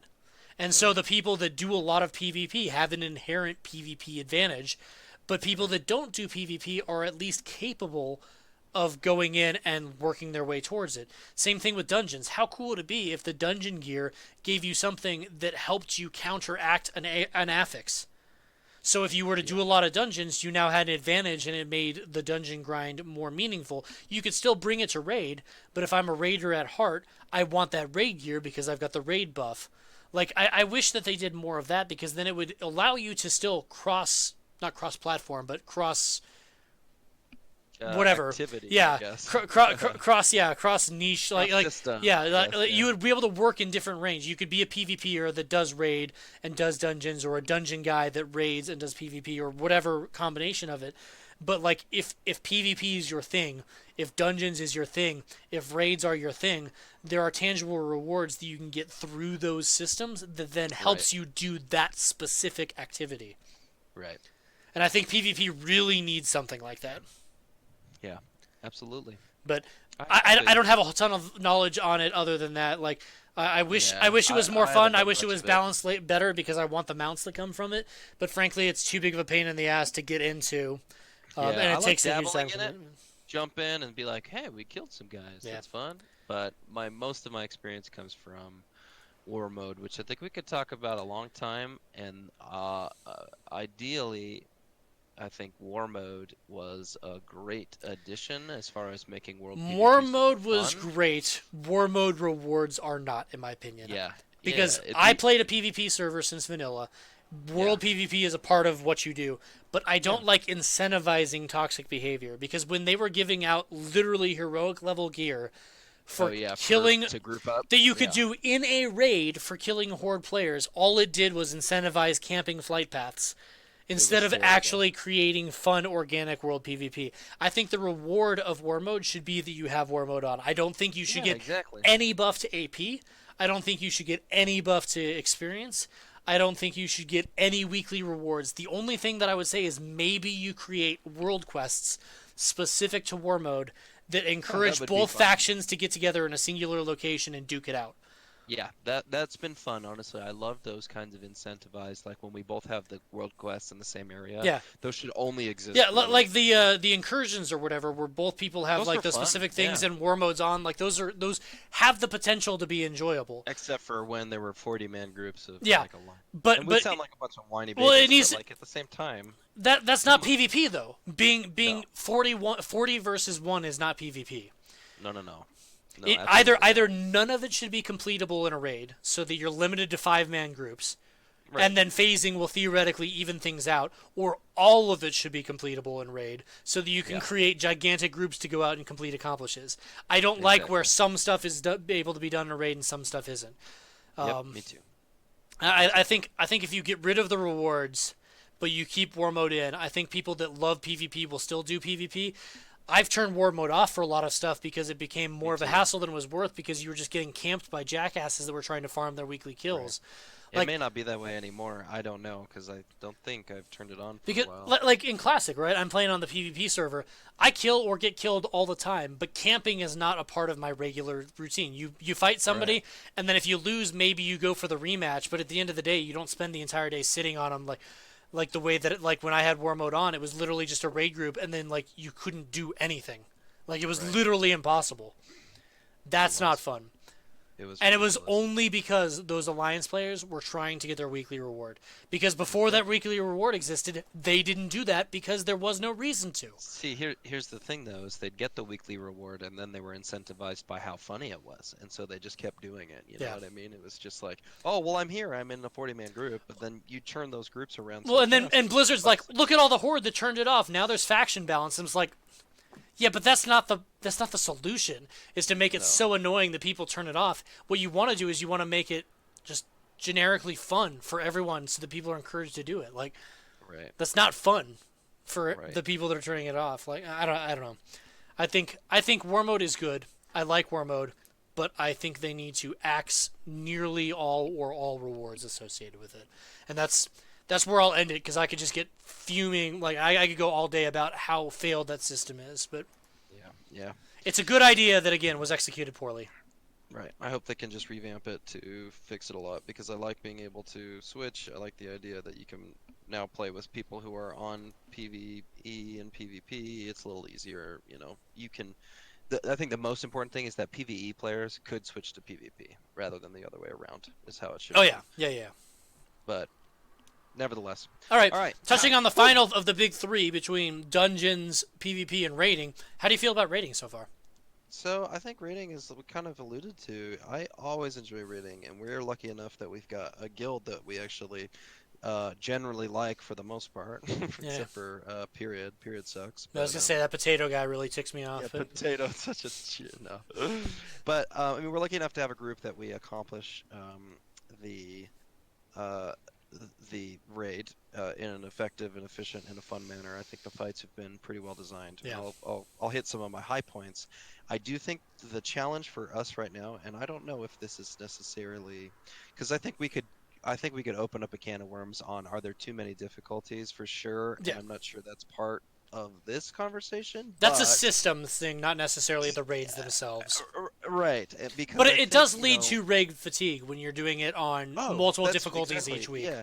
That's what I'm saying is I think it wasn't so bad in Old Deer, but because, we took a step up in difficulty for Battle for Dazar'alor, by the time we got through Heroic Jaina, um, for me also personally, there's not there's not much reason to continue going back in necessarily No. just to get a Titan Forge or whatever, because you can get that gear honestly from Mythic Plus. It's easier, Yeah. and so it doesn't feel really great to go back in. Also, this is coming from the perspective of a raid lead, and what is this now? Uh, we're going into our third year. We've done 2 years. Their third year as a guild of me raid leading, and it's there's a certain toll, I guess, to that as well when you're saying, okay, we're gonna raid again this week and got to get everyone together to do it. Um, We've at but least that is grown the our big. numbers to make the getting the group together a little Oh, bit easier, which is great. yeah, it's been great. But And so that's not a honestly, systems thing. That's just us as a guild. right.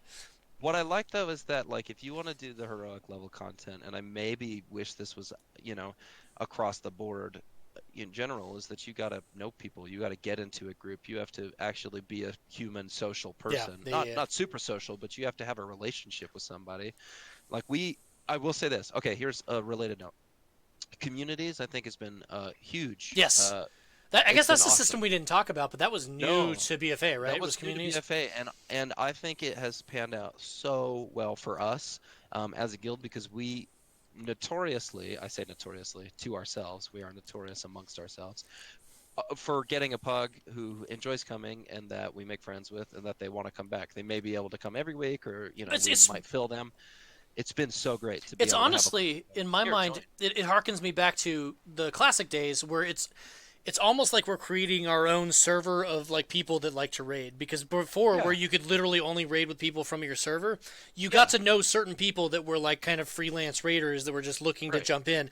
And once it went cross realm, that disappeared because you had literally the entire pool of the horde to work right, with. exactly. But when we create a community and we create this huge roster of people, if we're down a healer, down a tank, down a DPS, you can just jump in the community and be like, hey, we got a spot. Who wants to come? And then Yeah, usually we find yeah, somebody, which is great. yeah.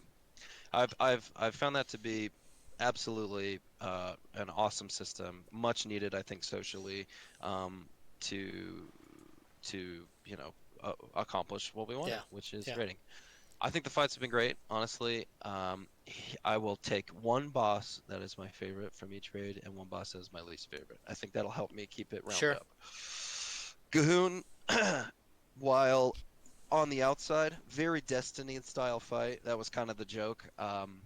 But very cool fight. Once, my biggest problem with it was that it was so easy to do with the right comp that it was almost not even worth it to attempt it without it. Do you Yeah, know what I mean? yeah. That was its big You problem. required And two locks and what, six two solo locks and carriers? 6 solos.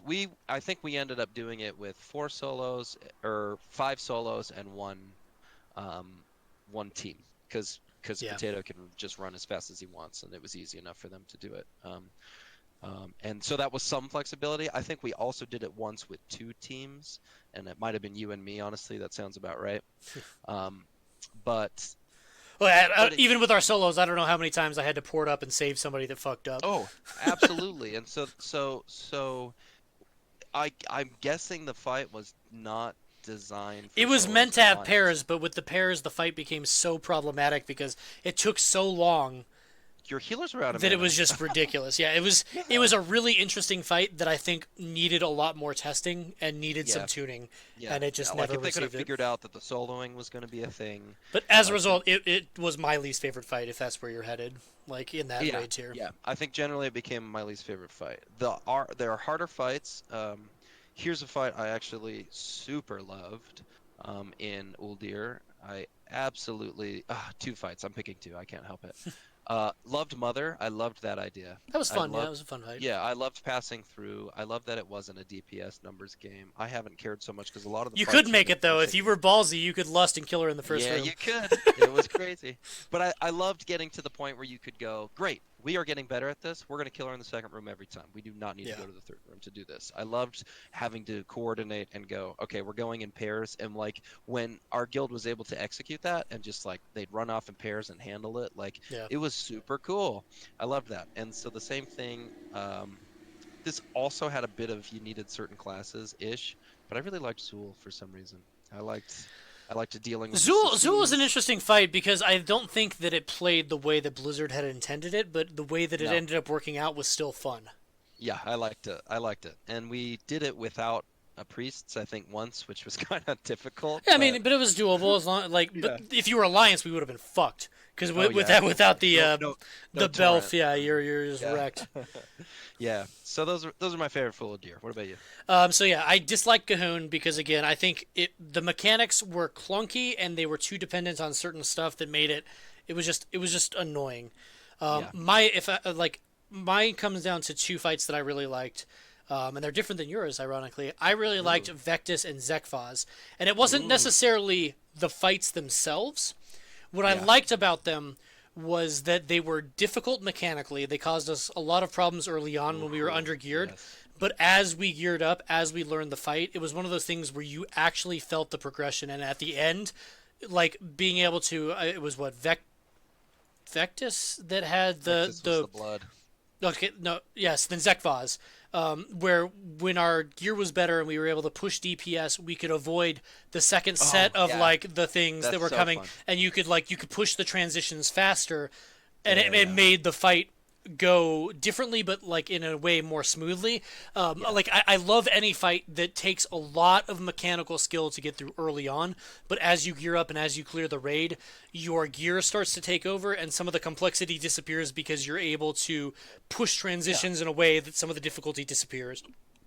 That's fun. I really do enjoy that. Yeah. I forgot about that. That was super fun. Moving on to BOD, that's something that I would say I disliked about Conclave, where as you got better, it fucked up the timing on everything, and it didn't It make was it more different every enjoyable. week. It was Um, different every yeah, week which which it didn't make it enjoyable because we had learned the fight through lots of yeah, hardship doing it one way, and then we could not like it took us a while to figure out like okay, we just got to be better at handling the yeah. mechanics when they come. We're not going to be Conclave able to yeah. Conclave was my favorite fight until we got good at it, and then all of a sudden we couldn't do it anymore. Like It was really weird. It certainly was weird. Definitely threw a wrench in it. Yeah, I my think my least favorite on that though is what's his name, Mechatork. On heroics really. specifically, Yeah, because yeah, the yeah. requirement to have everyone in comms talking on a heroic fight, I feels like is a bit much because you have somebody that Yeah. doesn't talk, and now like because when any poll that we had people that were actually boisterous and able to like take charge and communicate who It needed was to click always a what wipe button, first it was before we could super figure it easy. out. It was super easy. Yeah. But if you didn't have the people that communicated, we would Yeah. die to those stupid bots. And like Right. as a mythic mechanic, totally okay with that because if you're mythic rating and not everybody's on comms, you're doing Yeah. it wrong. But I Yeah. think that jump at heroic is a bit much. Like Yes. like Yeah. I don't mind having responsibility, but if it was like if you were to switch it instead of having to tell them what to click, if it was literally you jump in the mech, you look at them, and then you click a button and shoot like an energy pulse that relates to then help them break out. so that you don't Yeah, actually have to talk, but there is still like there's a requirement from the individuals in there. That would have yeah, been perfectly fine. But the fact that you literally like you get two people that couldn't talk, had a bad mic, like Discord was being funky, you couldn't do the fight, and I didn't like that. right, right. Yeah, it got to the point where we could handle like one failure, but like if you had two bots left over, it was just like Well, and impossible. especially since a tank is going in almost every time, you need them to come out quickly. If the other Right, two people, if one of them can't talk and the other person was stupid, like you're just fucked because you couldn't get the right, tank out fast enough. exactly. So, I thought it was interesting mechanically there for that. My least favorite fight is probably, um, I don't know. I mean, there's no fight that I just like absolutely dreaded. I guess Mechatork just from the, it had potential for wipeage, and I think Conclave became very difficult. I liked that fight a ton, and then as far as like feeling dread when I got somewhere, Yeah. I think Conclave was a little. I don't know about this, but I like the fight. I think my favorite fights. I love the idea that they split the raid up into two groups a lot. I think that was pretty cool. I think Opulence was a fight I actually really enjoyed. I think the gems ended up just kind of being like, make Yeah. sure you have some rubies, make sure I didn't like the that healers. opulence. The opulence fight literally was, can you get your raid to opulence alive? Because at that point, That is true. did we literally Yeah, ever die on the boss? It was literally we've never died in the the boss. halls Never died. killed us every time, but if we got through the Yeah, halls, we yeah, won. And yeah, I wish that there was more to phase two, where it yeah, wasn't just a free kill at that point. yeah, exactly. I did like being in the hallways, though. I like separation. I like having two raid teams essentially having to communicate. I liked that part in Bonsandi, having to go down and up, although it Yep. was frustrating upstairs. But um, Same I thing with the think boats on blockade. Yep, yep, boats on blockade. That was very, very fun. I liked those separations. Yeah. Honestly, here's a fight I really, really enjoyed every single time. I loved Monk and Mage. Jadefire I had to get to Masters. Jade Fire. I actually really liked that fight a lot. Yeah. I think there was a lot going That's on. one There of was those fights where again progression, like as you get better, you feel it because you push the fight faster and faster, and you start yeah, skipping mechanics. yeah, but I like coming up with like, okay, we've got an order of soaks that we're handling here. We can get these orbs. Demon hunters are great at that. Let's do that. I like Dread Let's. carrying the egg through the maze too. Oh my gosh, that was so funny for the achievement. That achievement is a blast. That is so funny. Um, but yeah, I like that fight generally because there's a lot going on. Like mechanically, people are going. There's fun positioning. Yeah. So I enjoy that fight. I guess my least favorite could be Mechatork. Just I think I like it more than you, and I think having to See, require people is devious and devilish. But I it don't was a mind tough time. stuff. I just hate the fact that like you're forcing communication where the in-game comm system isn't great, and Yeah, you're basically forcing people to communicate use that a way. comm system. Like Yeah, it like there was no good way around it, which I don't know. right, Like on normal right. it was fine. The my other complaint with Mechatork was I felt that fight was too long. Like It was without a there bit being too long. without Yeah. being new mechanics, it was too much of the same shit for too long. It really Um, was. I think they could have dropped his health by 20% and increased the amount of Yeah, time drop his it health, happened. make phase two longer, and make the sheep spawn faster or something. Like Yeah, yeah. you could have made the fight DPS raise better. from 40%. Yeah. Go, go, go, go. Yeah, yeah. I don't really have a favorite fight, ironically. Like there was a lot of fights that were fun, but there was nothing that stood out as like this is incredible. Like I guess Yeah. Jaina was fun, but Yeah. I found myself disappointed that there wasn't any cutscene or lore associated with it. So it kind of like Yeah. it put a taint on the fight, I guess, for like being a big alliance boss, the penultimate thing in this battle Yeah. for like War, Azeroth or whatever. war. We're in a faction war expansion, and then she just ports out, and that's it. Like it felt super anticlimactic. So the fight itself mechanically was fun, Yeah, but yeah. like I couldn't help but feel a little disappointed at the end. What's it called? Blockade was overtuned and then undertuned, so it was hard to say. Like mechanically, it was fun, but again, it was just they Yeah. didn't get tuning right, and so then the fight kind of got tainted. Mechatork again had the potential to be great, but it was kind of weird. I guess I liked Rosticon was a pretty fun fight. Yeah. It had a lot of stuff going on. It was very predictable. Yeah. It had a I lot of like the requirements for personal people. Yeah, responsibility. Yeah, I like I that. think Rosticon would probably, I guess, be my favorite. Conclave would have been my favorite if the way that, like, as you got better, it didn't, like, if the timing remained consistent, instead Right. of being like dictated by that. Like I like the fact you had choices in the order that you went. I like that there were a Yeah. lot of things Choices. going on. But like again, it got weird with any timing if it was off. If your DPS shifted, like the whole fight felt different, and I didn't really love Right. that. Right. All in all, I think is pretty well designed raid. Yeah, Fun I time. didn't I will hate say, anything. I just didn't Jaina love anything. Gauntlet between Oh Grom yeah, the and trash was Ghostfire. so bad Yeah, there. never mind. That was the worst trash. That And I was don't like raiding absolutely the as an worst. alliance player. Like the fact that it fucks with your racials and stuff, and like it was Yeah. actually like I had a piece of gear bug because of it. One of my Azerite pieces switched to an alliance version and then never worked. Like Oh my there gosh. was yeah, so I had to put a bug in and like a ticket, and then eventually they fixed it and like changed it. But like I don't know, Jeez. it was like it was one of those raids here where like I didn't love it, but I didn't hate it. Like it was pretty. Yeah. I wish It's it not Nighthold, is what you're saying. yeah, and I wish it meant more lore wise, and that's something we're gonna get into story wise. Like, it's Yeah. again, it's supposed to be a big deal, but it felt weird that Jaina was the one spearheading it instead of Anduin in this faction war. It was Right. significant to the Horde in that we lost Rastakhan, and it gave Talanji the chance to step up as the queen. But Yeah. like outside of that, like Sylvanas wasn't even there. Yeah, Like, that like, bothered me. for the big faction v faction raid to not have either of the faction leaders present, just it felt like again a missed opportunity, something they could have done something really cool with Right. and then didn't. Absolutely. So on that note, I think they blew all their cinematic budget on the opening cinematic, which I thought was really Yeah, have we cool. had a But cinematic yet? Really? Like other than the we breaking had of the the Great Seal, like we had the breaking of the Great Seal, and then we had the opening of Battle for Dazar'alor uh which would have with made no sense unless you played the Alliance storyline. Like, why are our ships blowing up? Like, yeah, exactly. So I think that is hard because I mean, again, I don't want to discourage Blizzard for doing something fresh, because splitting up, the factions and kind of telling two different stories, I think is it's pretty interesting, and it cool. encourages you to play both sides, which is neat. But Right. in a Well, expansion that's supposed to make you choose a side, I almost wish that there wasn't a reason to play both stories. I wish like you got what you needed and you felt more aligned with one or the other, and you felt dirty playing the other side. yeah, I Like guess so. Yeah. So I wonder how they could have fixed that issue. I don't know, Because, like, I mean, it's I an took it interesting because it's idea. war. We were surprised, obviously. Yeah. Like we were, Well, but yeah, when they we announced got it as a raid, surprised. everybody was like, "What?" Like, Yeah. interesting.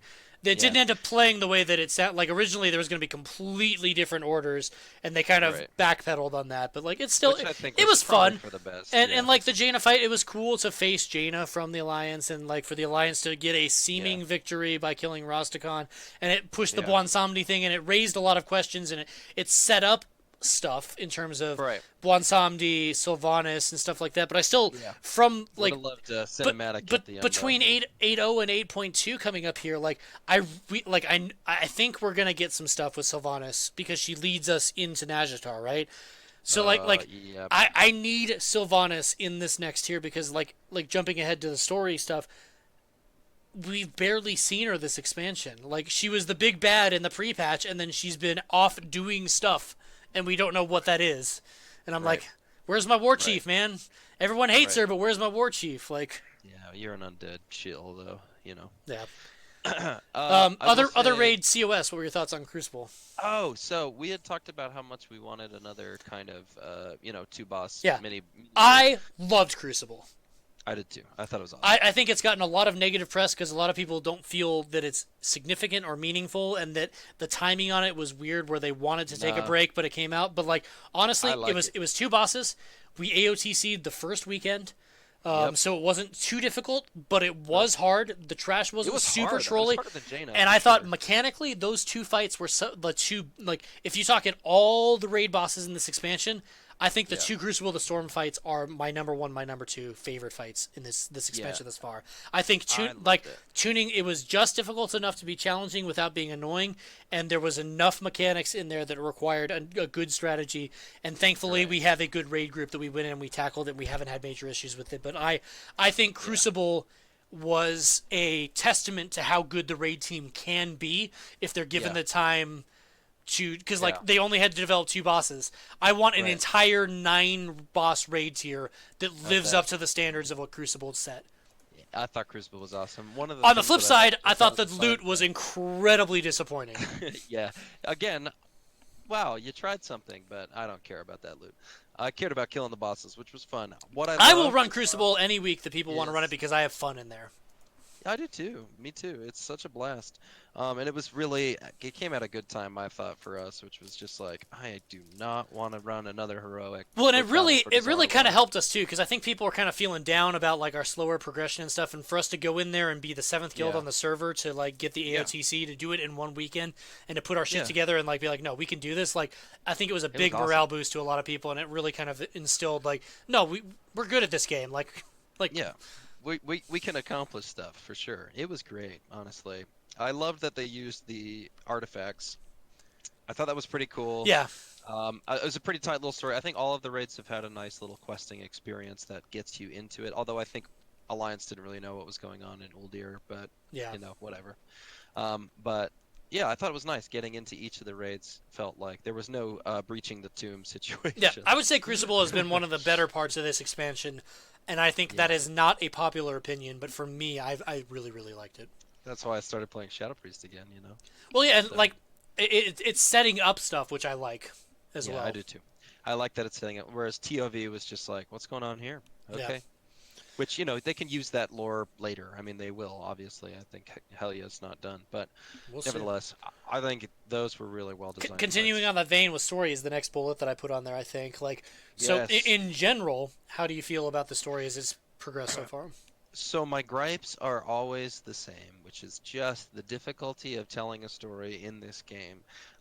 It just seems like it's so hard to feel like there's a cohesive story moving through because I think they start things that they don't finish, or that there are, just I think kind you're of hitting lame on ways something that there. they.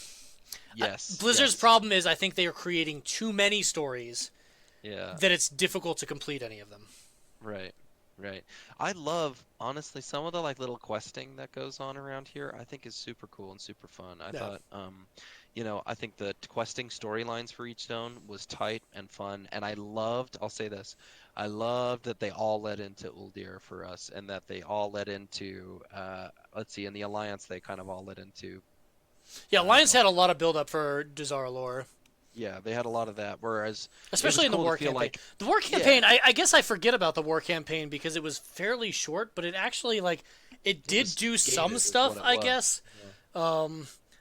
I don't hate the story. Like there have been some really good stuff, but I still am not sold per se. Like I said Yeah. before, the Dark Shore thing with Tyrande and like the Dark Side of the Moon, Elune stuff, I thought was great. I think that was That some was great. really good storytelling for the Alliance And side. to feel like Malfurion's actually somebody cool again. Yeah. Well, and it reminds you that the Night Elves aren't just like a bunch of like fluffy, happy like fairies or whatever. Like No, they're they're warriors. terrifying. Like they Yeah. fuck people up. So it was a good reminder of like what that was about. Some of the interactions, like the Blood Elf Heritage Armor talking with what's his nuts, Lorthamar. Lorthamar, and him being like, I don't always agree with Sylvanas, but Sylvanas has always been fiercely loyal to her people. Like a lot of that story being told out, I think that needs to find its way to people that don't play Blood Elves because I thought that was a really interesting storyline. Yeah. Yeah. I I would don't say have a problem Jaina's with story has those. been pretty cool, like from the Alliance Oh, side, dude, but that like, Alliance but stuff. it's frustrating to me that like she dominates so much of it because like the whole thing is Horde versus Alliance, and if Anduin's the war chief, he's felt absent to me in a lot of Yeah, regards. absolutely. In the same way that Sylvanas like made her big moves and then just kind of disappeared. Like we're Right. seeing we're seeing a lot more between Bane and Sarafang than we are about Sylvanas, and like if anything, if you want to build her up as the big bad and want people to sympathize with Sarafang, I need more Sylvanas doing bad things in the world than her just being absent and the only thing that we remember is the tree because I don't care about the tree anymore. Yeah. I Like I'm think having a what did hard we time get? feeling sympathy for Sarafang when Sylvanas hasn't done anything to make the Horde look bad recently. I Like guess since then we've got her like banishing Bane pretty much for treason, yeah, I mean she we resurrecting dug up Yeah. Proudmoore's sister or brother or Yeah. Right. whatever his Right. name Right. is, Darren Right. Proudmoore, and then she Yeah. was gonna use him as like a thing. Bane stole him and gave him back. We had the little Tides One thing or whatever that was part of the mock invasion that led to the Battle of Dazar'alor. Right. Right. which we We thought we got, and we were totally fooled. yeah. So, Um, um, we had yeah. Sarafang was captured in the Oh pre-patch. yeah, and He she was let sent some free. She sent assassins. assassins. I Yeah. liked the fact that there was a choice, but I am pissed off that the choice wasn't obvious until you'd made it, and at that point in time, because of an add-on, I'm forced to side with Sarafang on the tune that has been fiercely loyal to Sylvanas, and Oh, literally, embarrassing. even with a bug report, they can't undo that choice. So if it has ramifications, I'm forever plagued with siding with Sarafang. Dude, really? They Yes. cannot fix Yeah, it? I sent in a bug, and they say that is undoable. And I What? was like, are you serious? You didn't like when I accepted the quest. You didn't even tell me that that was the choice, like Right. until it was accepted, and then it was too late. And I was like, well, fuck me. Like Well, that's too bad. so, I'm sorry, I man. liked that there were choices, but it needed to be incredibly obvious because like if you choose to side with Sylvanas, it's like this is an unrecoverable choice. If you click this button, you cannot go back. But that does not exist if you side with Sarafang. You just go through until you realize you've passed the point of no return. You're fucked. Like Right. they needed that warning That's there. up in Red Ridge Mountains, you mean? Yeah, yeah. When Yeah, you okay. accept that Yeah, yeah. quest, it needs to say accepting this quest will lock you into storyline. If they had had that, then it would have been easy and I wouldn't have had issues. But I got fucked, and I'm Yeah. very upset with it. That sucks, man. I'm sorry. All in all, like, people have their gripes about stories, and I tend to err on the side of patience to see how things Yes. pan out over the long term because, like, it's easy to look at a story like if you tell the story of Battle for Dazar'alor, 3 years from now, it could be really, really cool. Do you know what I mean? Yeah. Um, My biggest thing is they keep saying the story is coming, the story is coming, the story is coming. There comes a point where you have to deliver. Like it's just so slow in an MMORPG that it's hard to have these huge, big, hard-hitting yeah, moments in but like in scenarios, and then you're like, how hard would it have been to throw in some small meaningful cutscene in BOD to explain both sides or whatever, or like to right, like where and this is where I find myself as a hypocrite and I have to be careful because I find myself looking at Uldir and going, what the fuck did that matter? But yeah, like some of the absolutely, stuff that I loved about Classic was there were raids that didn't matter. Like what did Ragnaros have to do with anything? He was just a threat that we dealt with. yeah, So exactly. like Well, that was I our don't job. I don't want to be a hypocrite, but like the world I think has changed so much from just being a simple adventurer trying to deal with problems to now we are like the general of armies smashing the biggest problems. And when Yeah. you're off doing something that feels insignificant long term, it feels kind of strange because like I think he's tied to old gods, but there's been no clear connection. Like Oh, it, Gahoon? yeah. And so I wish that there was more of a vein leading into Ajara's palace, the links with Nazoth and stuff like that. If there were whispers and there were hints, that whole raid would have made a lot more sense to me.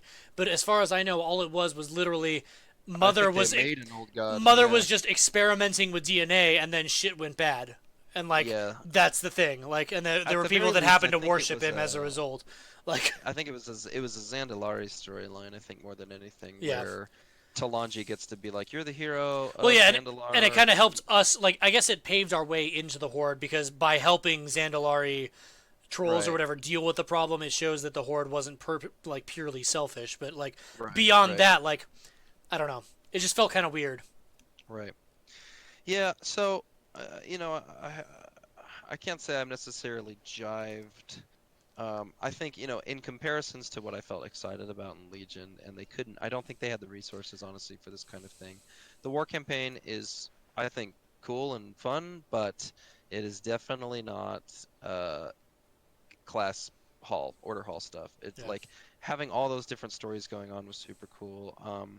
I I I love, smaller scale stories that can exist from beginning to end in yeah, game that aren't, just watching this cinematic and then doing this and that. I like being able to get through something like that. I've also been a little bothered by the gating of yes, the content, just because, like, I think I experienced Suramar. I think I was a little late to it, so I did most of it in a week or something, which felt really cool. But even in Suramar, I think the gating was weekly, so it felt like we're gonna do another thing. This is cool. We're gonna do another thing for 12 weeks, and there was enough going on with each of those weeks. Whereas I felt like some of the war campaign, they'd drop a little content, and you'd be like, okay, here's my nitpick, and then I think I can probably be done. Thomas Zelling or whatever. Here's my biggest problem lately with the Okay. story is how Forsaken are born and handled. And like just generally, I feel like there's a bit of sloppiness there that they're just allowing to exist because of magic and undead Just and Valkyr whatever. or whatever now, right? We're just like, whoop, you're undead. Yeah, you're undead now. You're Forsaken. Oh, you I mean, like to be what? fair, it is interesting as you kind of explore what it means to be Forsaken. People choosing to do it, and then like Oh, the I love in that. in I the love in the that. book before trying to reunite people that Yeah. families thought were dead. That surprise, surprise, they're actually Ah, undead. Like, I think that's I, really I like cool. the expansion on that, but yeah, it does. It feels a little heavy-handed, and it feels like they've alluded to a lot of stuff, like with Sylvanas trying to capture Aenir or whatever, her bargain with Helia, her Oh yeah. whatever her relationship is with the Valkyria that are keeping her on this plane of existence, like her obsession with Arthas and there being a new Lich King and Bolvar. Like, there's a lot of stuff that's been alluded to, but I feel like it's like it's kind of coming to the point where it's like, get to the fucking point. Like, what are you trying to say here? Because we're dancing around some big Forsaken secret, but Right. like none of it feels like we're not getting to the important stuff. Yeah, yeah. So I'm looking forward to more of that. I think some of this stuff is honestly not explainable. I think it's just like, well, we thought it'd be cool if we resurrected night elves and that they were mad at Tyrande. Well, You yeah, know what yeah. I mean? How like how Like Sylvanas is what? now Okay. raising races that literally never were resurrectable, and like how is that a thing now? And like, yeah, I Right. don't know. It's and So there's some problematic things there, but whatever, you know. yeah, but like that could serve to like the Sylvanas storyline. Like Yeah. I think it's fair to say that like her one of her big concerns is she's afraid about the dying out of the Forsaken race, right? Because Yeah. Forsaken Right. theoretically can't reproduce. So like if we lose one in battle, like her people are dying. So she's Right. trying to Exactly. find a way to keep the people alive. But she didn't want, so it's this weird thing where like she hated being forced into it, but now she's doing that. Like Yeah. something doesn't seem right because Sylvanas is smarter than I feel like she's being given credit for, and that's where I think some of the heavy-handedness feels like. You Yeah. look That's at it, and where you're we like, need to see. from somebody else, this would make sense, but from Sylvanas, she's far too put together, intelligent. She's been through too much to just make these Right. snap, rash decisions. Like, Right. Is where that's where I want to see. I want to see the the tactician in her. I want to see the Thrawn in her, yeah, yeah, yeah, yeah. instead of just the like I mean that was the biggest problem with the that people had was just that she burned down the tree because she was mad, which I don't I don't know if that's true or not, but I just want to Well, feel that's how it like was presented. Was the problem? I know. Like, I don't. Exactly. I in my brain, I Yeah. truly don't believe that's why she did it. But the Right. cutscene, it's hard to argue against it. Like, because that's Right. the way they presented it. Like, I don't know. Even a line reading change if she had just said if she said whatever, you'll never win, and she just said, "Will I?" And then she just does it. And you're just like, "Wow, you are willing to do anything. That's amazing." As opposed to, "Oh, she really got you. She baited you into that." But anyway, Yeah, I, it remains to be seen. They're yeah, promising a lot of new story in 8.2. With Ajara's Palace, we're certainly taking a step towards N'Zoth. yeah, Um, with like the chains of the old god and all that stuff.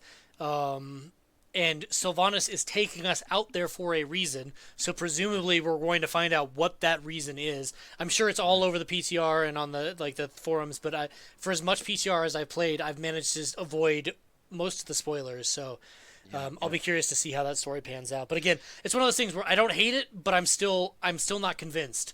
Like, Right. I'm not going like, "Oh man, this is sweet." yeah, Yeah. So whatever. Again, it might be resources that they are able to, make yeah, as many in-game cinematics or cutscenes or anything. yeah, We'll see. We'll see how 8.2 plays out for this. yeah. We're hitting I the hope 2 hour the marker Alliance has. here. So, I like, in terms know. of I'm pushing forward, wondering. we've got a handful of points left here. Is there anything more story wise? I think we kind of beat I that. think Like, we're good. I think it's kind of just a TBD thing. I think it's kind of where we were in 8.0 is we're curious.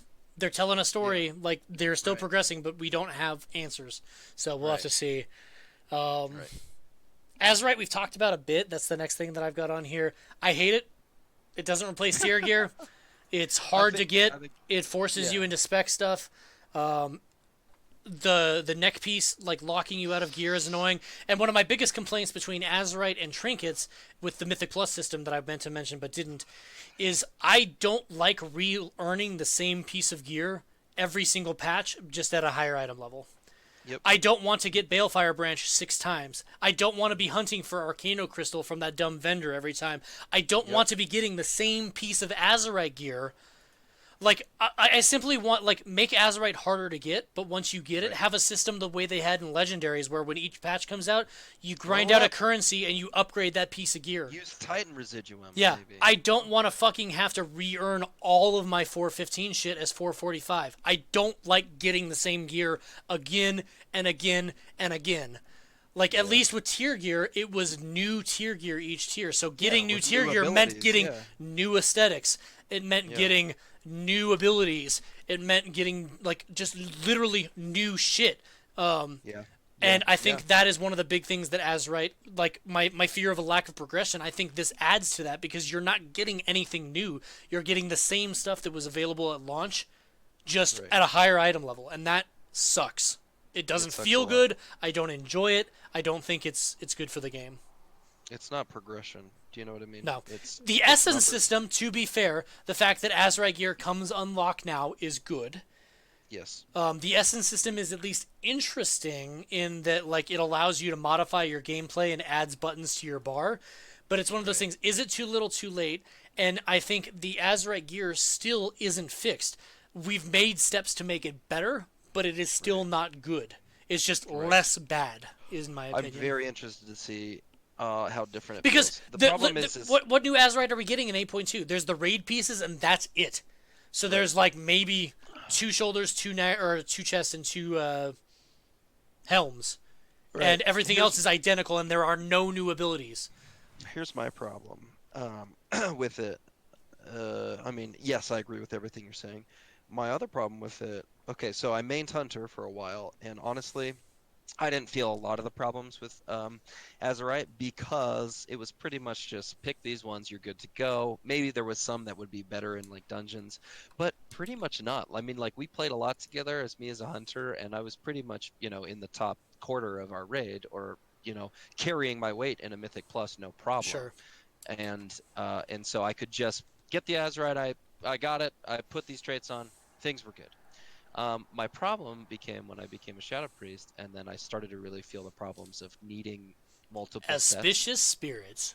Oh, needing multiple sets. Because I'll tell you, I love the fact that I can put these pieces like that build to go into dungeons, which by the way took me forever to like Get figure out how, well, yeah, to get and then figure out how to put the pieces on without having to reforge every time. yeah. Um, which is nice. Reforging Like, is another problem. yeah, it's huge. Why can't we just make a fucking tome the way that we Yeah. can redo talents that allows you to Yes. like you're gonna be able to do that with essences. Why can't I just respec my fucking Yeah. gear and switch specs in the middle of a raid?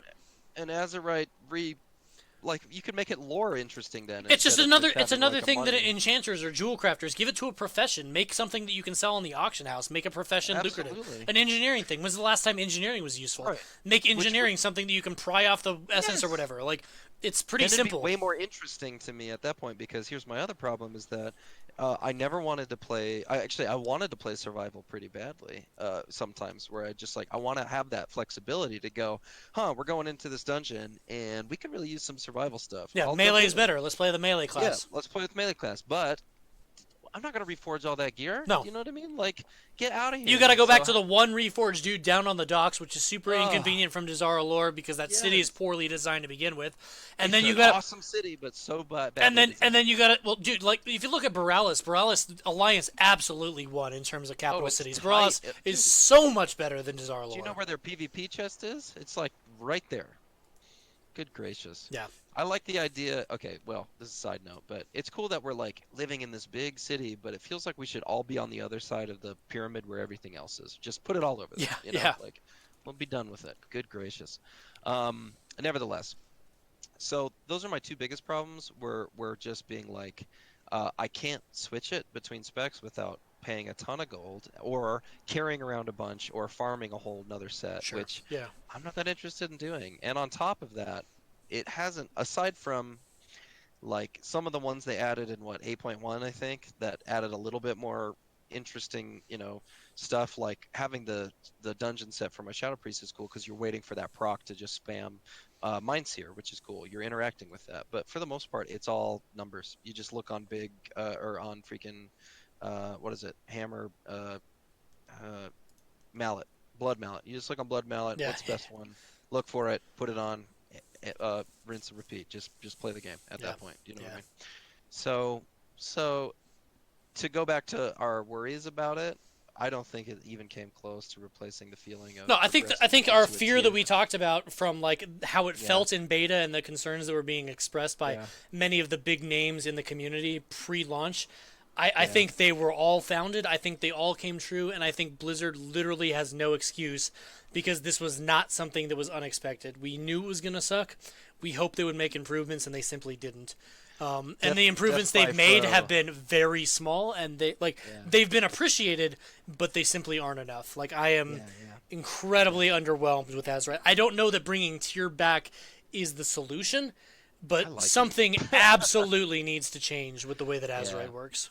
yeah. Death by Fro in the chat says it's just another gold sink, Yeah. which it does feel that way, honestly. It's really quite stupid. It's supposed to, I think it's just a way to make it prohibitive because it seems like they just want you to commit to something and just be okay with it, but that doesn't feel good to No, progress. because when you're It talking doesn't about feel individuality and player choice and stuff like that, when you're right, forcing people into one mode, right, that goes against what they said that their gameplay philosophy was.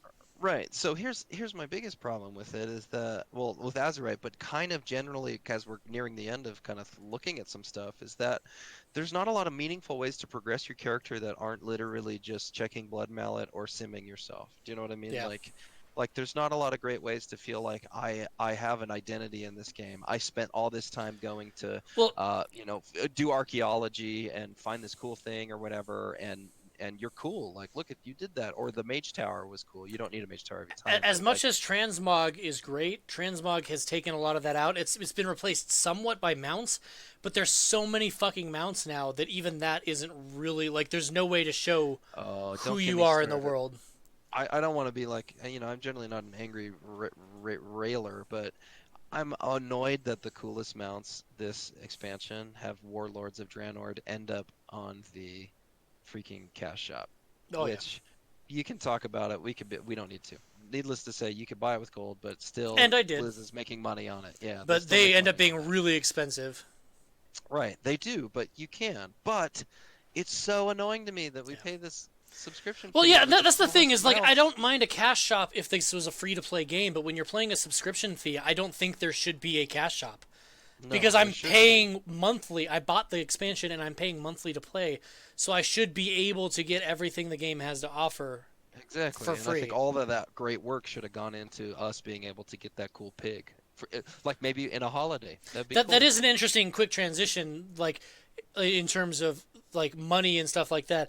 The what I don't like. How do you feel about the crowd-funded toys that are going towards the MDI BlizzCon reward and then the Arena Uh, World Championship? this is not the first company to do something like this, right? No, it's the model has been I think existed for a while in a different Okay. form, but it was in Dota and League of Legends, I believe, both Yeah, used it in yeah, a yeah, season pass format, and StarCraft yeah. adopted it a while ago. So it's not new to Blizzard either, but it's never been done. It with just a toy. It's always been Here's a my season pass that gives you yeah, something you work towards and yeah. gives you tangible rewards based on your playtime. This is just a buy a toy, the money goes towards the prize I, pool. I don't even remember what the toy was. Was it fun at least? It's the Transmorgifier or whatever that makes you raid Oh, that's a bosses, great toy. which was cool. Okay, And then there was but the Horde and Alliance fireworks that no one bought because they're stupid. okay, but I think the toy should have been themed around Arena or around MDI. But The well, I the guess they Horde are and Alliance sort of fireworks are dusty. Yeah, theoretically arena because the you show off arenas, your faction, and then the other, yeah, the arena or the the dungeon ones. dungeon Although bosses, most right? of them are raid bosses, but Oh, well, that's dumb. So I think missed opportunity there. But also, here's my biggest problem with it. It just it's they want more money I hate because the percentage that goes only to the prize pool. 25% is It's going to nothing. Yeah, it should be 100% of the profit goes to the prize pool. yeah, absolutely. They do this stuff for charity, and obviously they have to do that It's a because that tax would just be a write-off. right. It's and I still think it's cool, and those Yeah, pets are cute. even though like it's a tax write-off for a reason to encourage people to do charitable work, and I'm glad that Right, Blizzard does it. But right. like, yeah, how can you make a toy This should be that's not 90%. that big of a deal and then only give a quarter of the profit towards the prize pool? Like, are you high? Yeah, Like, there is I think there is no way you can convince me that the no. design cost for that toy is No, like requires that high of percentage to go into no. investors' pockets. It does not, absolutely does not. And on top of that, I mean, I love the idea of being able to support something you love, but I think a better way to support that would be just to go subscribe to the people you like. Do you know what I Well, mean? and why didn't we do a season pass? Why did they do a toy? Because like, how cool would it have been if you could like sign into the WoW Esports season pass, and then if you fill up your conquest bar each week, if you do a mythic keystone each week, those Just contribute as like, towards like an yeah, account wide like experience bar that then unlocks in-game items, so you get those toys if you do a certain amount of things in game. And yeah, then like you as by buying onto this season pass, and then it allows them to literally you call it a season pass, and you can do this for season 1, season 2, season 3, yeah, which lines yes, up with their arena seasons and their MDI seasons. yes. The fucking format is right there. They would make way more money, and it would be way Right. more engaging. It would give me a fucking reason to play the game.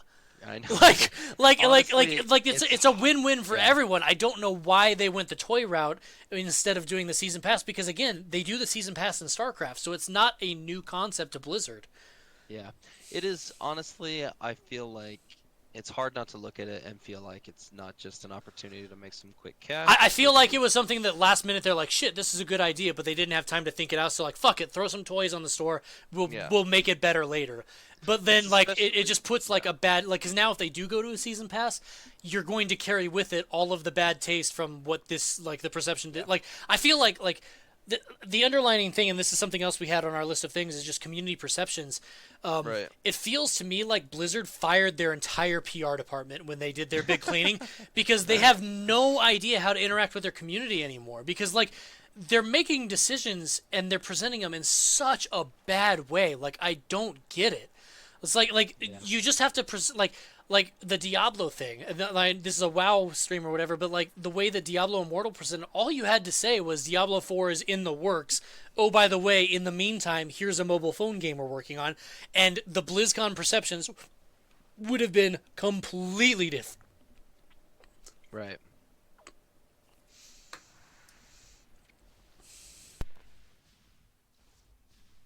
I just filled you with mine, Seer. Just wanted you to know. Sorry, I had to cough and muted myself. But No, yeah, that's they're good. completely different. So I don't know. It just kind of comes back to those things where like I don't mind crowdfunding the MDI.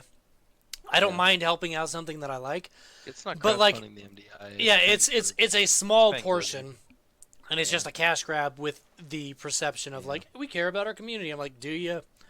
It feels pretty bad. Um, Trying to All push right, what things else along. we gotta Sorry, cover I'm before just, we go? yeah. Yeah, that's all right. We We talked might about the have to portal save some runes of this. already. That kind of comes back to the community. I'd say let's just talk general community perception stuff like that, and then let's hit 8.2 stuff before we kind of close up. So I think Blizzard's had a really hard year because of their connection with Activision One, Certainly. and Activision has had some pretty bad breaks this year. It's been a rough year for gaming in general. AAA AAA gaming, gaming. When yes, you yeah, look at BioWare with the Anthem debacle, you look at yeah, nearly anything from Activision Blizzard. You look at like just E3. There's been a lot of negative press about how this was an incredibly underwhelming E3 year. Like in general, AAA gaming has become, I would say, too corporate, and yeah, they still absolutely. think that gamers are kids and they think we're dumb. And I think Right. they're starting to learn that hey, smart, intelligent, working adults play Yeah. games, and And we're not you can't stupid. We treat know us it's a like idiots. business. Like, Do you know what I mean? We yeah, know it's a business. We know you need to make money. Oh my gosh, Epic exclusive says Death by Fro. Oof. yeah. But like it's been a rough year for sure, and Blizzard hasn't been safe from that, No. especially for some horrible Well, missteps. and how many so we got J. Allen Brack stepped up as president recently, which remains to be Uh, seen if that's a good thing or not. But yeah. they lost what their CFO went over to Fortnite or something like that. The Yep. within Blizzard, the commissioner of Overwatch League just left to go to Fortnite. Just left. We had all Um, of those there's jobs reduced. Yeah, there was the Cleaning, big cleaned job house. reduction, and then I think there was a Kotaku article or something that came out that said that there were other executives that were leaving Blizzard. Leaving amid this was Blizzard or Low morale Activision, or I something, think. yeah, is what they It were was leaving saying. Blizzard at Activision Blizzard, so I don't know what side it's So on, like but like it makes you wonder what's going on behind the scenes. Like, right, and right, I think unfortunately when you have that kind of shift happening in a company, it yeah, shows in their games, and I think we're feeling that in BFA. I think it is. It's either a time of growth or it's falling apart, and we're not sure. the I the think I the think I gem think in they all have. of this has been the classic community. Oh, I think the absolutely. classic team is having a blast. You saw with the stress test, them spawning Ragnaros and Cthulhu and Oh, stuff that like was that, fun. having fun. Omar, one of the lead devs, pulled Asmongold into the sky and dropped him to his death just for the lulz.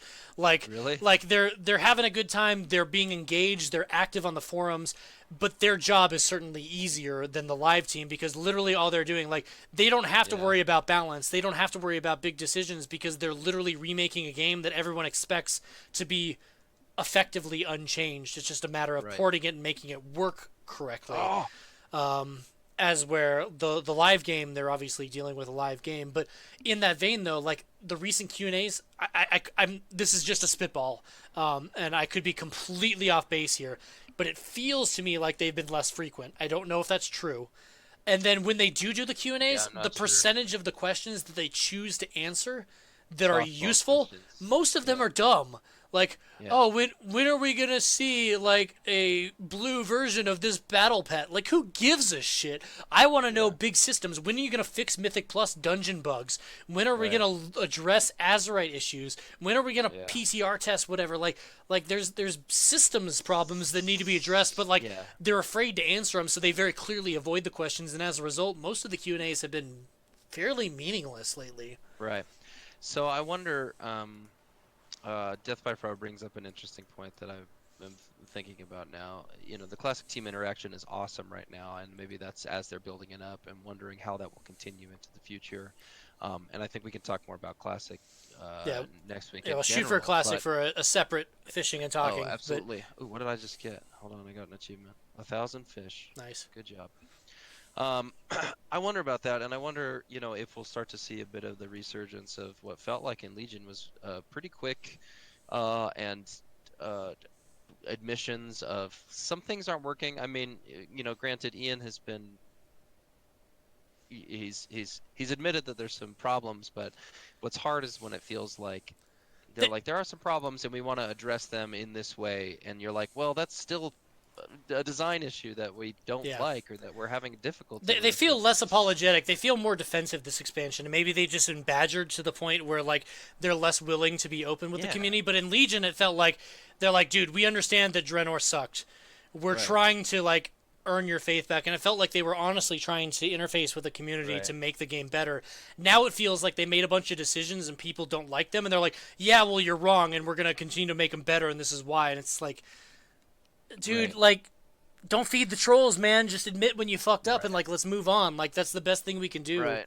And on that note, if there's any trolls listening to this, like, come on, you gotta cut some people a break here and there because like nothing's gonna like if you're just abusive to like as bad as Diablo Immortal announcement was, like I felt it was Diablo pretty Immortal is bad. not a bad game. It's just it was presented so poorly I that know, and people I think freaked I out. think going after the devs though is Yeah. just like it's so hard because they're Well, not making well, good and what decisions, like again, looking at other games, what about like the assholes that like when Brigitte was forcing goats in Overwatch League, people were sick of it, right? It got to the point Yeah, that people were sending death threats to the voice actor for yeah, Brigitte, which makes yeah. no sense. She literally It's messed speaks up. lines into a microphone. She has nothing to do with Yeah, balance in the game or any of that. Like, who in it's their messed right up. mind's like, I'm gonna kill you because your character's ruining the game? Are you fucking crazy? Like, there's some weirdos out there, and they need to dial it back. Like, Yeah, no joke, no joke. That's the problem. I mean, that's another problem is that like, I think it's really good for a well, developer to yeah. want, especially in a live game, WoW to want has to a know what great their players community, want. but as a result, yeah, like it's very opinionated, and I'm sure, Right, dude, I can't like right, it's got to be so hard to sit at Blizzard and read the forums when you're trying your best to make corrections, and right, no one ever gives them credit for what they do right. right. Which, it's so much easier to pick apart the bad stuff. Yeah, So, I think I th- I think we're on the way to yeah. improving. I think April 2 can BFA do a is not lot. Warlords of Draenor. The sky Oh, is no, not no, no. falling. The So game is far not from it. dead. No, it's not. No. 8.2 looks like it's going to have some improvements, and I think that's the best segue I can provide you in terms of where we're headed. But Right. I remain wary, is the best way I can put it, with the current state of the game. Sure. I don't hate it. I'm still playing it, but it's certainly not Legion level, and it's nowhere near, in my mind, the original three, which is why I've been playing so much beta, is because I'm having far more fun in classic than I am in the current game. So I Right. hope 8.2 introduces some stuff that will make me excited about the live version of the game again. Yeah. So let me rattle off some of those things real quick, and then I'll let you touch on what you want to touch on. But with 8.2, we're getting Najatar, we're getting Ajara's Eternal Palace, we're getting Mechagon the Zone, we're getting Mechagon the Mega Dungeon, we're getting expansions to the story, we're getting new heritage armor in the form of gnomes and taurens, we're getting, I think, 2 new islands for Island Expedition, the Pathfinder Part 2, which will unlock flying in the 2 new zones, as well as Kolteros and Zandalar is coming out. We're getting the new Azerite system in the form of the pre-unlock stuff or whatever, and some new raid stuff there. We're getting the essences that come with the Heart of Azeroth neck. We're getting the heroic war fronts. Season 3 is coming with the new PvP affix and the new PvP gear and Mythic Plus affix. Excuse me. We're getting a new arena for arenas to deal with, and there's the transmog changes that are coming through, which allow you to be effectively naked as a blood elf with nothing but This pants is on. what we wanted. This is great. So there's a lot of stuff. This is a big patch, and This like is like, when I say yeah, Najatar and Mechagon, yeah, they're 2 new zones, but within those there is a lot of shit. there's so much going on. Yeah, Lots of absolutely. mounts, lots of achievements, lots of stuff to Lots of cool grind. progression, it looks like. That isn't just numbers, Yeah, which is new cool. world Lots of bosses and things stuff like to do. that, which Yeah. it has the potential to be engaging and interesting, but is it enough? Yeah. Is it enough I to. haven't played a ton of the PTR, so I can't Yeah. get like I got on when the essences were available, and I fucked around with training dummies and killed a couple of world bosses with a bunch of Right. them. They're interesting, but since they changed it where you have to earn your essences, I haven't played the PTR, and there have been a Yeah. lot of changes to them since then. So Yeah. I truly I don't have a good beat on how they exist right now. Yeah. Yeah. Um, they're certainly a boost to our power because we don't lose anything and all we do is gain, which is Right. good. Um, Right. Yeah. As a person who's kind of been, not as available to be engaged. I would be interested to feel like, I want 8.2 to be something that's like, this is cool. I'm enjoying this. This is fresh. I have not read a lot about it, and that started out as sort of, I just kind of, missed the first initial updates and then decided I'm not going to read too much about it because, I wonder, I thought about this, and this is a topic for another time, if too much PTR kind of just ruins the game because But yeah, that's why I didn't go and do like the story or yeah, much of the questing. But because then you're like, I you've was already done super it, curious about the essences. I was like, I need to Yeah, at least get my hands on these and see how they work. yeah, exactly. And so I'm interested. I'm cautiously optimistic. I'm more optimistic than cautious though, because I think there's a lot of changes over Nashatar is the a time. really pretty zone. There's a lot of crazy Yep, stuff going on yep, there. yep. My concern is that both Nashatar and Mechagon aren't particularly huge. So Yeah. I think War Mode On has the potential to be fucking awful. Um, we'll see. Um, there's interesting stuff to be had for sure. The story sounds interesting from the few spoilers I've looked at. The Mega Dungeon, by all accounts, is fun. Yeah, So I'm I'm excited to excited get for my that. hands on that and try that out. The new raid is supposed to be pretty fun. I've seen a Yeah. handful of footage uh, from PTR testing there, so like I'm looking forward to that.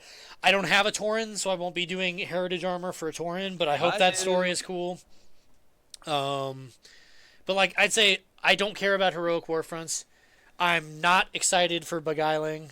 The new arena Yeah, means nothing to me. I am very interested in the essence system and very yeah, hopeful that it fixes some things. yeah, But I'm not sure because the majority of the essences, at least early on, were not specific to your class in any way. It was basically a trinket that did something that you just put on right. there. So it adds gameplay, it adds damage or healing or tankability or whatever, but it doesn't change your rotation all that much. With the Yeah. exception of one that did change it, and it was considered massively overpowered and has been nerfed like 3 times, so it's probably shit now. Um, That's how it goes. Jeez. but yeah, like I don't have a whole lot to say on 8.2 other than I want a release date. I hope it's I do too. fun. And if it Yeah. sucks, I'm thankful Classic is shortly behind it because if it's not enjoyable, it'll at least give me something to do in WoW. You're out. You packed your bags. Yeah. Yeah. Yeah, I'd say I'm about the same place as you. I'll look forward to it, and once it comes out, we'll be able to talk about it. I think next week we'll have to dip into talking about Classic and sort of its hype right now in beta and what it might mean for the future of WoW or Live, or kind of comparing it. I think that'll be an interesting topic for us to talk about. Yeah, Hopefully next week we yeah, can find a time yeah. I to do it. definitely want to talk classic because it'll be interesting. I think it's worth looking at the things that people were worried about, and I think a lot of the stuff that people shit on classic about, I think they are misunderstood, and I think they're actually some of the things that make classic the best. But that's something. Next time we fish and talk, let's. I have a lot of thoughts I want to share about classic. Yeah, totally, absolutely. Anything else Cool. you really Well, want to touch on, or do we want to hit those closing thoughts I jotted down there? oh, I think probably we're there. This has Okay, gone long enough, so and let we definitely we've talked a lot. It's been yeah. a long time. We shouldn't go a year, Yeah, well, an yeah, entire we're year. approaching 2.5 hours, so we'll make this quick. But the thoughts that I had, and I don't know if you had any you wanted to add, but I want to ask you, what is your favorite thing about BFA thus far? Ooh, my favorite thing about BFA thus far has probably. Oh man, that is kind of difficult. It's funny Because that there's a there's lot of something new like stuff, but nothing jumping really stands out. out, right? Like, Yeah, so it's going to be probably related to Raid in that case. I sure, definitely got to think we put our pedal to the metal as far as getting to Jaina, and I think we got her before all those nerfs came in. yeah, we did. That's typically our goal is to get them before they nerf. And there was that awesome night where our guild was coming up on some problematic weeks where I was not going to be able to raid lead, and so if we didn't get Jaina down, it was pretty much Yeah, like, that worked out well. oh my gosh, so it was great. It was our last pull of the night. We got it all together. It was like literally a perfect pull. Everyone lived in phase one. Everyone lived in phase two. I That was think the we, night that I killed us, right? Like for the first time ever. Like yeah, I think you I did. was like, Yeah, I well, think you did. well, the first time in the history of the guild, I am responsible Yep. for a wipe. It was like, well, we better kill this thing. So, and you could just feel the tension, where we were going like, we know that we're on a tight schedule. G's got to be gone. We got to kill this thing now, or it's not gonna happen. Yeah, And we definitely did it. So yeah, that was just like sure. an awesome moment for me personally from this expansion. That felt earned, like we definitely got there So in the my end. answer is going to be non-traditional, but I think you won't be surprised when you hear it. My favorite part about BFA, Yeah. Auction House Longboy. Oh my gosh. Okay. 5 million Sure. goals worth of grinding, my ability to buy and sell anything I want anywhere I want. The Like guild loves it's it. it's it's like the most anti-classic thing that you can put in the game, and I still don't care. I love it as a mount It's collector, the best. as an auction house whore. It has been so useful in the game that exists in live, and Absolutely. I love it. Do not be ashamed. That is the best. Worst part about BFA for you so far? Worst part about BFA so far is definitely, I was gonna say definitely, Jaina Trash, but That's I need that's to think a little that bit that that more. is certainly an acceptable one. I'll tell you, for me, I think the worst thing has been Azerite gear. I think Yeah, it's so all it encompassing. like coming from an expansion with so much customization between tier gear and legendaries, going to a system with zero customization. Like that's not true, but that's how it feels. With Azerite gear, just the shitty progression, like the acquisition of it, the lack of interesting transmog, like everything about Azerite gear. Like I don't want to see it in 9.0. I know it's not going anywhere in BFA, but I hope Blizzard looks at it and goes, yeah, that we fucked up, and they replace that. Yeah, yeah. I think the worst part about BFA for me is probably related to Azerite as well, but I think it's just general. This is more general. Maybe it's not very fair to be this general about it, but the general sense of like not being able to um I just like feel like there's not a lot of options going on, as far as like Yeah. gameplay, There, like there's no progression and what there's no there's no uniqueness in everything. talents, there's no the legendaries and the tier sets and there's potential for that, and it seems like they've tried here and there, but it Yeah. just doesn't feel like it's very interesting or dynamic, and thus I made a switch from Hunter to Shadow Priest, which has been great because I've been away from Shadow Priest for like a year. Yeah. Death by Fro says, by the way, just so you know, he's on his big old mount too, and also I think rightly points out it's like half the game for for Death by Fro right now is just, I guess, probably making money. Yeah, I mean, it certainly makes the gold farmer's life easier when you're out there it doing stuff. certainly does. Golly, that's so good. All right, Okay, what else you got? moving on here. If you could change one thing to the live game, what would it be?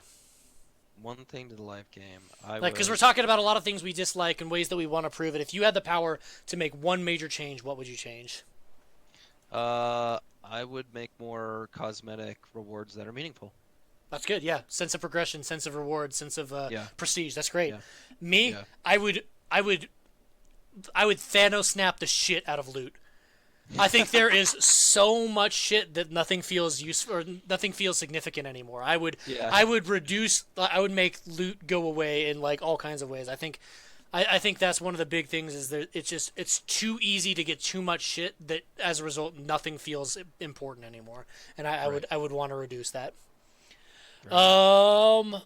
Final question that I have, unless you have any others, is going back 8.2. What are you the most excited about or looking the most forward to? I'm really intrigued by Mechagon, both the zone, just kind of to see what they came up with this Sure. kind of neat little robot situation that could be fun, and especially the dungeon. I've missed a new dungeon that feels like good. Like Karazhan came so quick in Legion, and it was so fun. Yeah. So hopefully this could be a blast. It's still probably my favorite dungeon from that expansion. I loved Yeah, it. I love Karazhan, but like I don't know if it was just that it was a mega dungeon. Like for me, it Or was if it was huge nostalgic nostalgia or because yeah. they did a great job recreating but reinventing the original 10-man Yeah, content, which I really which liked. was great. So I'm Um, I'm looking forward to that though, because there's nothing I love more than getting with like four other people and being like, "This is hard. Let's do it. We can yeah, do it." yeah, yeah. Yeah, For me, it's the thing I'm looking forward to, again, cautiously, the same. This is like a repeat from our last one, where I was excited but worried about Azerite power. This time, I'm excited but worried about essences, because it yeah, has the potential to add some unique gameplay, to change up your rotation, to give you options on a pull by pull basis, since it can be reforged or respect or whatever in the way that you redo talents. You just use the same dust and you can change it in any rested zone or in a raid with the tome. yeah, So it provides some customization to our gameplay that has been lacking, I would say, this expansion. But I'm yeah. fearful of it as well because, again, most of it is not class specific. It is mostly generic, and most of it felt fairly underwhelming. So Well, I you hope, didn't have a lot of time. yeah, I hope the system at least is working functionally and provides an opportunity for them to expand upon it in the next patch or two that we see this expansion to at least finish out on a high note because Yeah, Azerite hasn't done what it's supposed to, so maybe Essences can fill that void and at least give us something. yeah, absolutely, absolutely. I think it's good. But yeah, closing thoughts. Anything else you wanted to talk about? Anything we missed? Anything you wanted to hit? Is that your I don't wife? think so. Yeah, she is calling. I'll get to her in a second. Um, I don't think so. I think we covered a lot of it. There was a lot, and so hopefully we can, talk about Classic next week, talk a little bit more about Yes. 8.2 once it drops, and Yep. then we won't have these huge Yeah, backlogs of let's try stuff to to do go this more often because yeah, we definitely I want to hit WoW Classic while the beta is still interesting and while we're still talking about it and stuff before the game Yeah, hits because there's stuff to discuss.